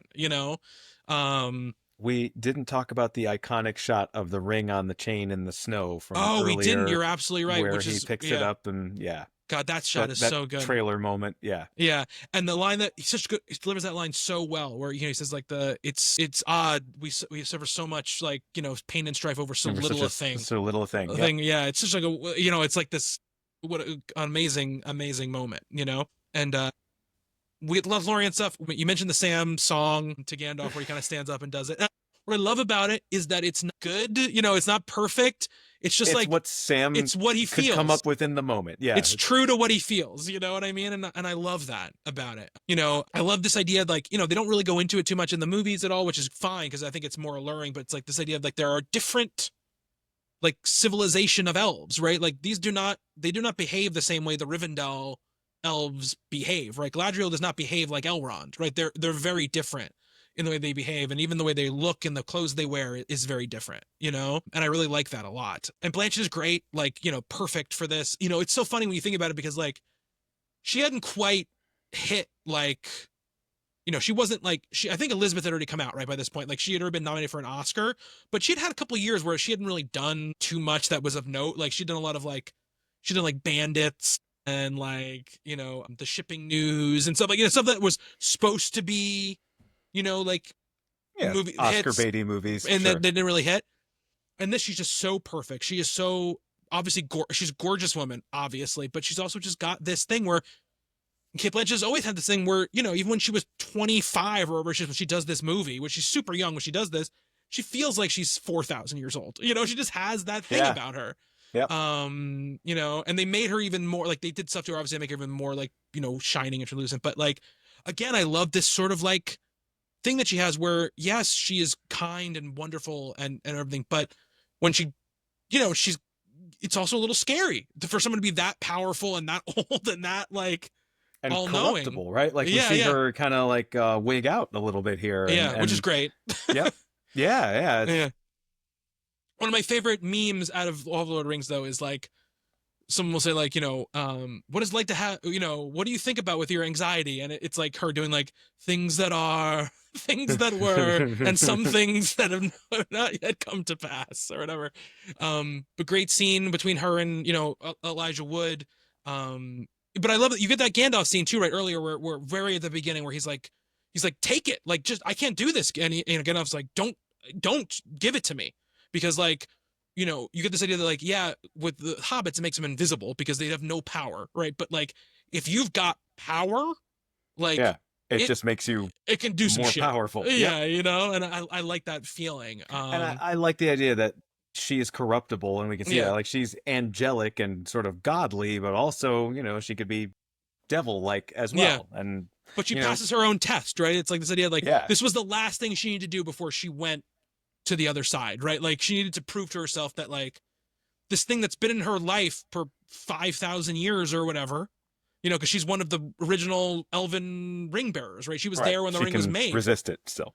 That she's like, I never had the chance to do this, and now I can say like I walked away from it, and giving like characters like this who are just in the movie for a very short period of time their own little thing to do, their own little arc to do, is why this works so well, and I think again, something people forget is like every character, no matter how big or small, should have some sort of internal thing they want to do, right? They shouldn't just be there for the other characters to do something with, right? That doesn't work. We get this great extended gift scene, right, where she gives like all the gifts to all of the fellowship, and again, like there's a little bit of it in the theatrical version, but you don't get all of it. You don't get the bow given to Legolas. You don't get the stuff given, the dagger given to Aragorn. All that stuff. You don't get that stuff. There's like a little moment. I forget which character it is. They're like, "You got any more of those?" Oh, it's when she gives Sam the rope. He's like, "Do you have any more of those swords?" Because I was thinking the same thing. Like a rope. I want one of those cool ass knives. Exactly. Absolutely. So I think I love that scene, and I love this idea that just like, there's still help, right? There's still people on the way that are going to help you. Like, it's not all, it's like Gandalf says earlier, he goes like, there are other forces at work than just the forces of evil, like Bilbo was meant to have the ring, which means you were also meant to have the ring. And that makes me feel better, and I think like that's part of what this is also communicating. Right. And then we're pretty much like, we're going down the river. Basically, we learn like the Uruk-hai are coming one side, the orcs are coming on the other side, take the river. and maybe you'll be able to beat them to where you want to go, I basically. got to talk about one thing. I mean, it's Hmm. they're just traveling in this scene, but I remember sitting in the theater the first time I saw this with my buddy elbowing me every 5 minutes, like, this is awesome. Holy shit. The moment where I almost did it back to him was this shot. It's just it's one of my favorite things I've ever seen in a movie, right? These two statues Oh of the yes. kings standing astride the Hmm. river, the design of that, the immensity of that, you see it from far away, and then you see the boats kind of, I love, boats and nautical stuff and seeing stuff Hmm. from the water. And there's this moment like I feel like I'm there, right? Hmm. There's these towering statues that are kind of looking down at the characters, Hmm. these like very stately looking kings, Hmm. this like ancient architecture. I love Hmm. that idea. And when you see them, I mean, it's a CGI, it's an effect, although the way that it looks, you can see the cracks in the stone. You can Oh no, see like they're those bigatures. They built those things. And like right, but I mean that's what they're moving the camera around, and they're just filling in the other stuff. They're like compositing in stuff. but like you can see like the individual pieces, like Uh-huh. you look at one of their arms and it's in Hmm. like in sections, and Yeah. like the way that that looks and the way that that feels, I love that moment. So like that is, Brian goes to the podcast, Brian Verderosa Yeah. always talks about his movie snapshots. That will always be, this is one of my favorite movies, and that is absolutely, it's my favorite moment in the entire trilogy. And not much is really happening there, No. they're just going down the river, but it's like that's the thing that makes this world to me feel the most real. It's just that, this ancient, you can tell they are ancient, you can Hmm. tell they are massive, and that's what this trilogy is all about, right? Like Yeah. this world, as I've said, this is less a movie and more like a universe you live in for, Yeah. 4 hours at a time when you Yeah. watch the extended versions.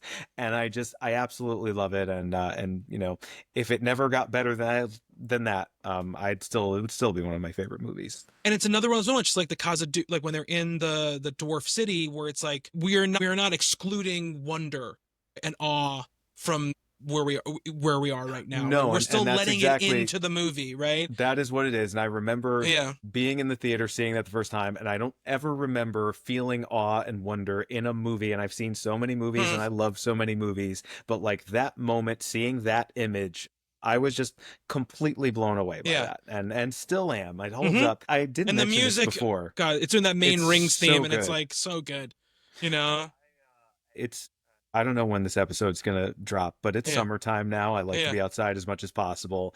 And I did a very, kind of silly thing where I like to watch movies outside on Hmm. my deck, and most movies work just fine that way. Hmm. I have a decent sized laptop, but not a Hmm. huge screen or anything. I was like, I'm gonna watch Fellowship of the Ring on this very small screen outside so I could be Hmm. outside, in this very sort of limited kind of format, right? Hmm. I mean, I don't recommend anybody do that. This movie is best seen in a theater all at once. Uh-huh. Don't break it up into pieces. But like even just seeing it on a little laptop screen outside when I'm distracted by, fireflies and the Hmm. moon and God knows what running through my backyard, I'm like, this still works exactly the same way. I Hmm. still feel the scope and the scale and the sweep of it. And, it's just, like I said, it is my movie snapshot for this movie. And it's one of my favorite images in all of movies. I mean, I think that's a fine way to watch this movie. I mean, that sounds great. I was Speaking of going back to Brian for 1 second, I remember he was like, he was like, oh man, I gotta watch this is when Wall-E came. I said, watch. He's like, I think I'm gonna watch. I'll just watch it on the plane on my iPod, which was like an iPod Classic. I was like, Brian, you're not watching Wall-E on your iPod for the first time. But anyway, but you're right. The long shot, the shot from underneath, and then that sweeping shot that goes like around at their heads or whatever, where you can see the falls like behind Yeah. them or whatever. It's amazing. And again, Aragorn gives you the little history thing, like these are like statues of like my ancestors or whatever, and he's like, I've never seen this, and Right. I've always wanted to see this, and it's like, man, if he's never seen this, like that's like, wow, and you bring it back to the characters as well in that moment. Like there's a personal connection to him above just like the spectacle and like wonder of it for us as a viewer, which I just love. I love that so much. It's also just one of the places I've always thought this. I someday I'll write a paper on this, right? Like if you've seen enough movies, you've kind of and video games, media does this, right? Mhm. Like in your memory, in your dreams, whatever, places you've been and places you've seen, Mhm. are kind of the Yeah. same thing, Yeah. right? Like it, and like this is one of those places, right? Like Mhm. I feel like I've been there. I feel like I've been on this river and looked up and been sort of awestruck by these things. And, Yeah. it takes a very powerful sort of movie to do that. Yeah. Most movies kind of just drift by and you don't get an image that is just that powerful. And Yeah. yeah, I could I could talk about it for hours. Just this one scene, this one brief. It's not even a scene. It's like an interstitial. It's between two important scenes. Yeah. And I mean, well, there's a reason why, like, like the original like teaser poster or whatever was It's that that. image. It's that Yeah. image. Like when you go on like iTunes or whatever, that this is the image that is like the image for Fellowship of the Ring. Like it is, it is a amazing classic. Yeah, although it doesn't work as a still image, right? Like I remember seeing that poster and being like, "Oh, that's kind of like the Jesus statue in Rio de Janeiro." Like it kind of just feels like a fake version of that, which not that that's unimpressive, Yeah, right? yeah. But I've never been there. I've never seen Mhm. that, but I feel much more like I've Well, yeah, just absolutely. the way this looks and the way this moves actually in Amazing. context of the movie is so much more powerful. Unbelievable. And then we basically have the breaking of the fellowship, right? This is what happens next. Gladriel, basically in her scene speaks to Frodo and says, "Look, like the only person you can trust in this situation is you. Like to have a ring is to be alone. It's just the way it is. Like you know that the ring is gonna take Boromir. Like you need to, and one by one they're all gonna fall basically. Like and so he makes the decision that he's gonna leave, and Boromir tries to take the ring from him, which is this just like really sad scene because you've seen this guy be so good for most of the Yeah, time. we really like him. We Yep. really like him, and this moment where you just like it all falls apart and we he and I love that moment where he snaps out of it, and the complete just like just He's so sadness. contrite. Yeah. He's so like gutted by what he did. He Yep. can't believe what he did. And but the visual here of Frodo running up the hill with the ring on and going on that watchtower, and like the eye coming like flying across like the world, to him or whatever. And we get a great goodbye with Aragorn, right? Like I would have walked with you in the very fires of Mordor, Yes. and him passing his own little test, right? Like, like closing Frodo's hand around the ring and being like, "I'll let you go."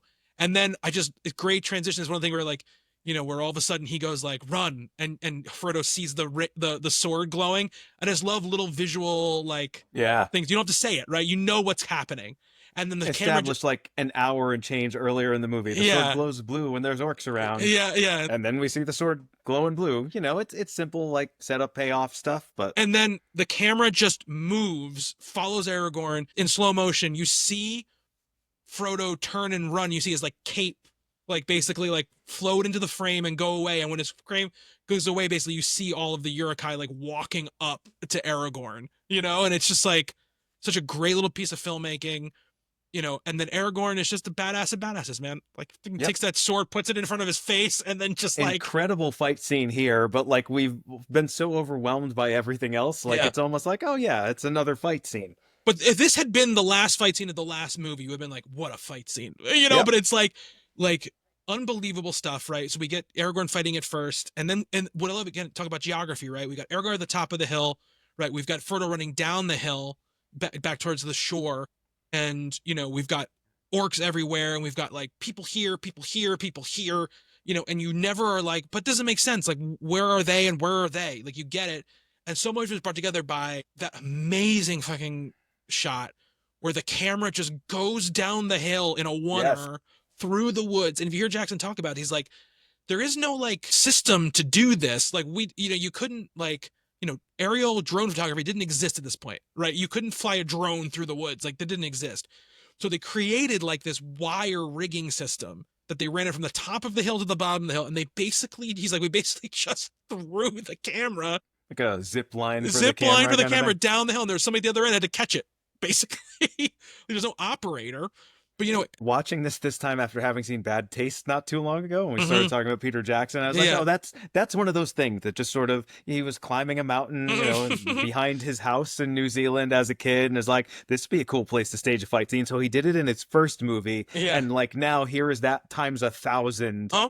But you Yeah. know, these little like pet things, this Yeah. you know, fighting on top of a massive hill. That's a Yeah. Peter Jackson. It's a trademark. But I mean, that shot has always stuck in my head because it's like it seems impossible, that It's shot, amazing. you know, and like, you know, there's no CG fixes there. There's no CG characters. You're following him down the hill, you know, and like you're seeing all of this stuff going on, which is just crazy. Love the little moment where, you know, Merry and Pippin realize that Frodo's leaving and how they kind of like just, they kind of like sacrifice themselves to draw them away. You know, love that little moment. Of course, we get to see really Legos for the first time really go off, where he's just like, I mean, I remember like the palpable, like sort of like rush in the theater the first time. The people like kind of like couldn't help themselves when he's just like firing the arrows so another fast. character that I forgot how is, so he's in this movie a lot, but like Yeah. we don't see as much of him. You know, he's No. not an active participant in things the way I remember him being. He's mostly just for fight scenes is basically what his main his I mean, we see a lot more of him in the next two, but like, I don't know. I put so much into this movie that's like not there, and this trilogy does run together to me a little bit. Like there was a moment that I think is in Return of the King that I was like, how come I haven't seen that yet? And it's like, it's 2 movies down the road. And you know, this like moment where, and I think the moment where Boromir comes in at that last minute and like saves the hobbits, and then like he just goes off. Like I just love that, the hobbits fighting with him, you know, and you do a great job of building. I was like, oh, they're gonna win, you know, like and it's also this idea, it's again a power level thing where like there's like 4 of them and there's like 200 orcs and they're just like, they're gonna win, like there's just no way. And then we get, you know, high pony Uruk-hai show up with those arrows. And again, a great little fight scene that happens, right? Where it's just between Aragorn and this like this Uruk-hai, you know, where it's just, you know, the little moments like when he stabs him in the leg with the knife, and then the Uruk-hai grabs the knife out of his leg, licks the knife, and then throws it at Aragorn, and he knocks it away with his sword, you know? It's like, it's all these little moments. Like, that's not, again, once again, that just happened. Like, you know, they had to choreograph that to happen, you know? That's not a CG knife flying through the air. It's not a CG sword. It's just like, somebody had to knock that knife out of the sky with a sword, which is crazy. Really nice emotional scene between, I think the Boromir death scene is great. Oh, yeah. You know, and like the, you know, him sort of, you know, being like, it's my fault, everything's my fault, and Aragorn comforting him, and then like the whole like, I would have followed you, you know, my king, he ends it with my king, whatever. Such a great like emotional moment, and Aragorn saying that like, I will not let our people fail, all of that stuff, you know. After earlier he's been like, I will not bring the ring within 100 leagues of the White City, and like, you know, calling them your people and all that stuff. Like really great, I think, finishing off for the characters. Merry and Pippin obviously have been taken at this point. And Aragorn fighting that high ponytail Uruk-hai and like hacking its limbs off again, very dead alive. Very him pulling the sword in, pulling the sword in when it's in his belly. Yeah. Like Peter Jackson made this movie. That's right. Yeah. That's that same guy. And then beheading him by ripping the sword out of his belly. And I love that Aragorn just looks exhausted. Like he's that was hard. I like that. That's, you know, love that. Love all that. And then of course, like we talked about the reprise of the Gandalf line. You know, him taking the boat, Sam not being able to swim, coming into all this stuff. Like I love all this stuff, you know. And then you really get what I think, you know, is going to be like the thing that's going to really be almost the center of the rest of the movies, which is this Sam and Frodo relationship, which obviously been important, but when it's 9 people, it's not as central as in a moment like this, you know. And this moment makes me cry so much. Like when he's like, you know, when Sam is doing the like, you know, I don't mean to, you know, about leaving him or whatever, gets me so much, you know. And then the shot, it's a thing that you don't often see in movies. It's the shot across the river where the 2 of them are just like way in the background of the shot, and you see them running up the hill and just kind of disappearing, and it's like you get a sense, even though we've got 2 movies to go here, it's like, yep, these people aren't going to see each other again for a very, very long time. And Yeah. you really feel it. And just the way that's shot, you know, and Yeah. it's a simple thing. It's just a very long shot, right? We see them ascending the hill and they disappear at the top of the frame, and then we're going back the other way. Like there's no going across that river. You can't go with them. And Yeah, absolutely.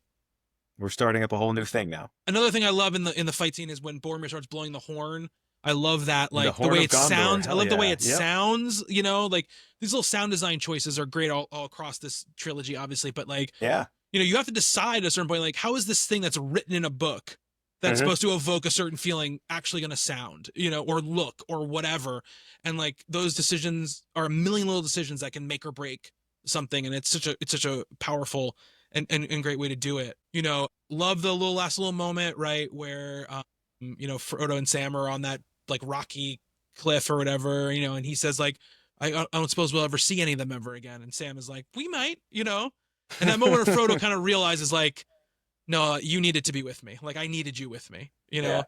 I don't have Gandalf anymore, but I have, like, he's realizing, right, like I've got you, and like that is the thing, you know. And the vista in front of them, you know, this hellish, like the way you were on the borders of Mordor. Like that is such a better teaser for the next movie than any other, you know, any Marvel like mid-credit sequence kind of thing. It's just like, it's a brief shot, you know. I remember it being a lot longer because it's so like, this is what is in front of them, you know. I love stuff like that. Again, that's that quest narrative that I like so much. Like we get to see where they're going and how they're going to get there, and boy, what kinds of things are they going to encounter on and there ain't no green in front of them anymore. Yeah, like, it's been all green before. Rock and fire and clouds. And we also, you know, we get the tease for, you know, what's going to be Aragorn and Gimli and Legolas' side of the story as well, which I think is great. You know, basically like, which is a more sort of conventional, you know, it's, like I said, the second movie is kind of a war movie. They join a battle and they participate in it. But I mean, a shitty way of describing that movie, but that's what happens. But we got, you know, we have like the Boromir sort of death scene where they put him over the falls, you know, and everything. And I love that. That's great too. Yeah. Little details like, you know, Aragorn puts on Boromir's like gauntlets, you know, his like Gondor gauntlets, which is a great little thing. They don't call it out, you know, they don't say like, I will take these to honor him or whatever, you know. You're just like, you could miss it, and it's fine if you miss it. Like, it's not like it's going to change the story for you, but it's just like, this has changed the way he's operating. You know what I mean? Like, this is not, you know, that he's not the same sort of like nomad that he was before, you know. Something about the Viking funeral type stuff, like just putting him in the boat and pushing it off the falls. I love stuff like that. Yeah, absolutely. You know, when we get, you know, it's a, you know, the great moment, you know, let's hunt some orc, and then they go running off, and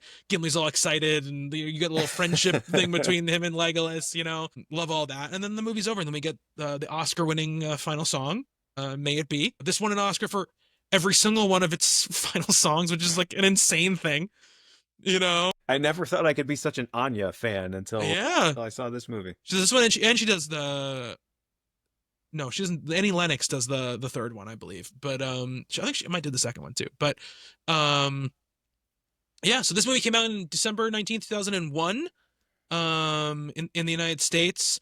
It made $319 million domestic box office, which now would be somewhere in the world of like $500 million now if it was in today's box office numbers. F69 international, 809 million total worldwide, which would be over $1 billion now if it was now. And the other two will make over $1 billion, each of them.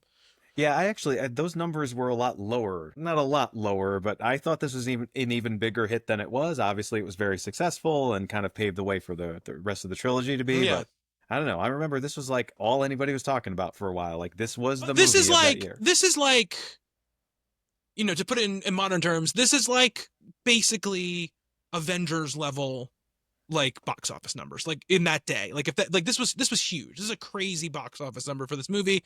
Like, and you know, it making this worldwide number is also insane. Like, that's an insane thing for then. Like, movies, you know, we had a run of about 10 years where a bunch of like Aquaman made over $1 billion in the worldwide box office. We're obviously retreated from that now. That's not a thing anymore. But like, this was making almost $1 billion worldwide. It's crazy. Like, that's not a thing that happened a lot then. Well, there's that. There's also the fact that this genre movie, you know, this kind of, not exactly a niche thing, right? Because so many people went to see it, but you know, this is a high fantasy movie. It's it's something that like is for a certain subset of the audience. It's a nerd thing. It's a nerd thing, but it's getting nominated for Oscars. It wins a bunch of Oscars. It transcended it, obviously, but on its Yeah. face, it's a nerd thing. It's these fantasy books, you know, it's like, it's really much a nerd thing. It It is, but wins. I feel like this movie is good enough and it's cool enough where it brought a lot of people into that world that would have never been in that world before. Well, it's right in this time area where this is happening, right? Where X-Men is coming out, this is coming out, Spider-Man is coming out.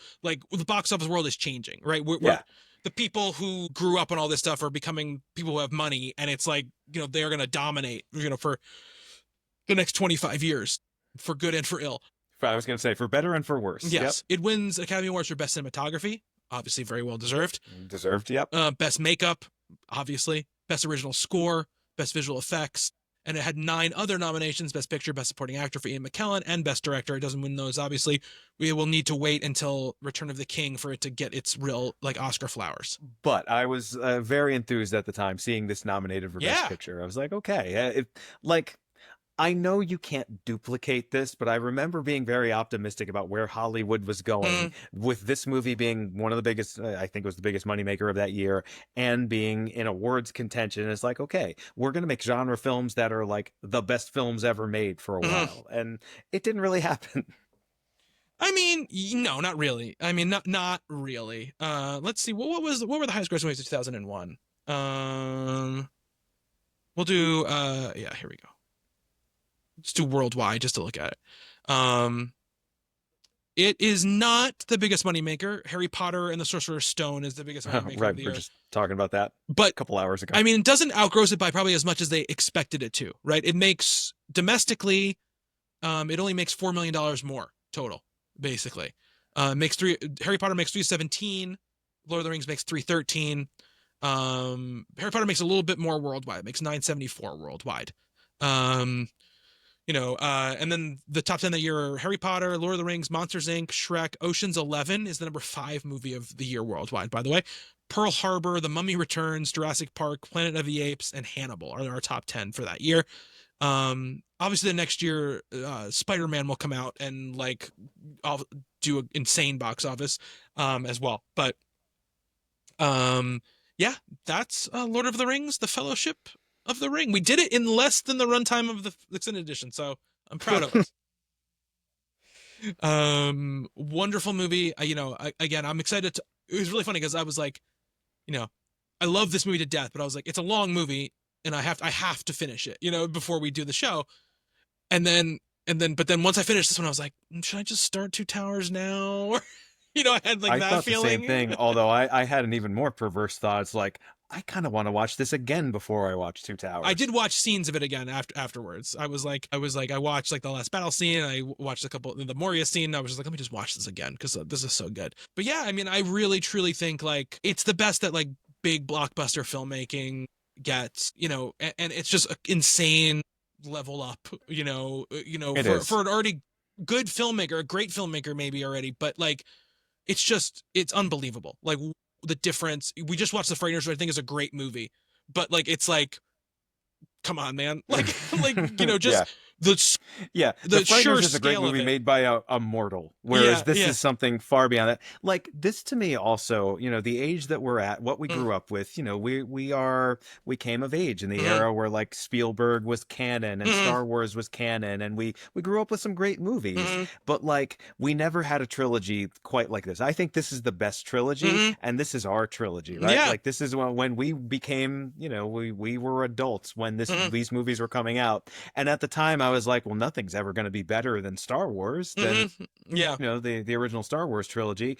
This is a better trilogy. Yeah, you know, I'm sure that's debatable in a lot of ways, but I would do this thing. I started doing this thing with them where I would see them at midnight. You know, I guess the only one I really saw at midnight by itself was Two Towers. But I saw Two Towers midnight, and then the next day I went with the people who loved the movies but weren't like crazy enough to go at midnight.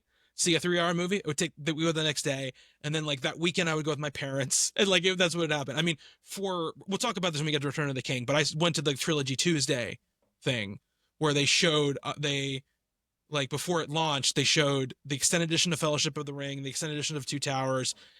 There was like an hour break, and then they showed Return of the King all in one day, and you watched them all in one day.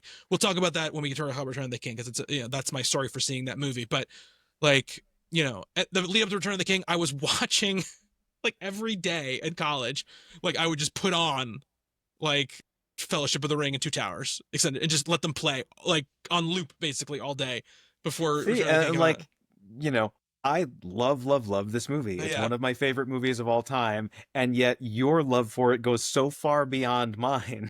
It's also And like, it's also like a social thing too, where it's like my best friend was also like deeply ingrained in this stuff. So it was like this thing that we really deeply shared together as like as friends, as a connection. Like these movies, these books, like they were like a big part of our friendship as that's well. fair. And I don't know if I've ever had a friend. Like, I Yeah. never like had that with movies. I've had that with bands, with Mm. music, with people before, but never with. I was always the biggest film nerd that I until I met like Brian and you, Yeah, and yeah, yeah. you know. We would like, cast like we would like cast the movies with our friends, basically like who is the Sam, who's the Frodo, who's the whatever, who's this, we would do So who that. are you? I was Sam. Well, I'm pretty sure if I had known you back then, I would have been Gimli. I think I still am. We would do it a lot of movies too. We would do it. One of the funniest ones. Well, and then we're getting out of it because it's almost 1 o'clock in the morning when we're recording this. I budgeted for two, so We did it with Moulin Rouge, with Moulin Rouge, and we made Brian the Duke. I'll tell you, I absolutely love that movie too. Yeah. Another one of my all-time favorites. Yeah. 2001 was a pretty good movie year. Good movie year. Very good movie year. So that's going to do it for our episode on Fellowship of the Ring. If you liked this, please remember to rate, review, and subscribe on your podcasting platform of choice. You can go to our Substack, intrepidfilmographers.com, and you can subscribe there as well if you would like to do that. Like I said, if this is your first time listening, we did all the previous Peter Jackson movies before this, leading up to this. Obviously, we're going to do this whole trilogy. We're going to do King Kong. We're going to do the Hobbit trilogy as well. So we're going to do all of his stuff. What about the Lovely Bones? You don't want to mention the Lovely Bones? I forgot about the Lovely Bones. Got to be some Bones fans out there. I don't know if there's many Bones fans some out boneheads. there. Some boneheads out there. But that'll be a fun episode because I'll be able to talk about. I read that book and I loved that book, so we'll be able to talk about that a little bit too. And we talk Heard about that's a great book. that episode. Yeah. It is a great book. So yeah, really excited about that. We've also covered Joe Wright. We've covered Karen Kusama. We've covered Ben Affleck. We covered Joseph Kosinski. So we've got 30 episodes for you guys to check out if you like this episode. But stay tuned next week for the Two Towers. But until then, thank you, Nick. Thank you, Bobby. And thank you to everybody who's been watching or listening. Until next time, be good to one another. Later.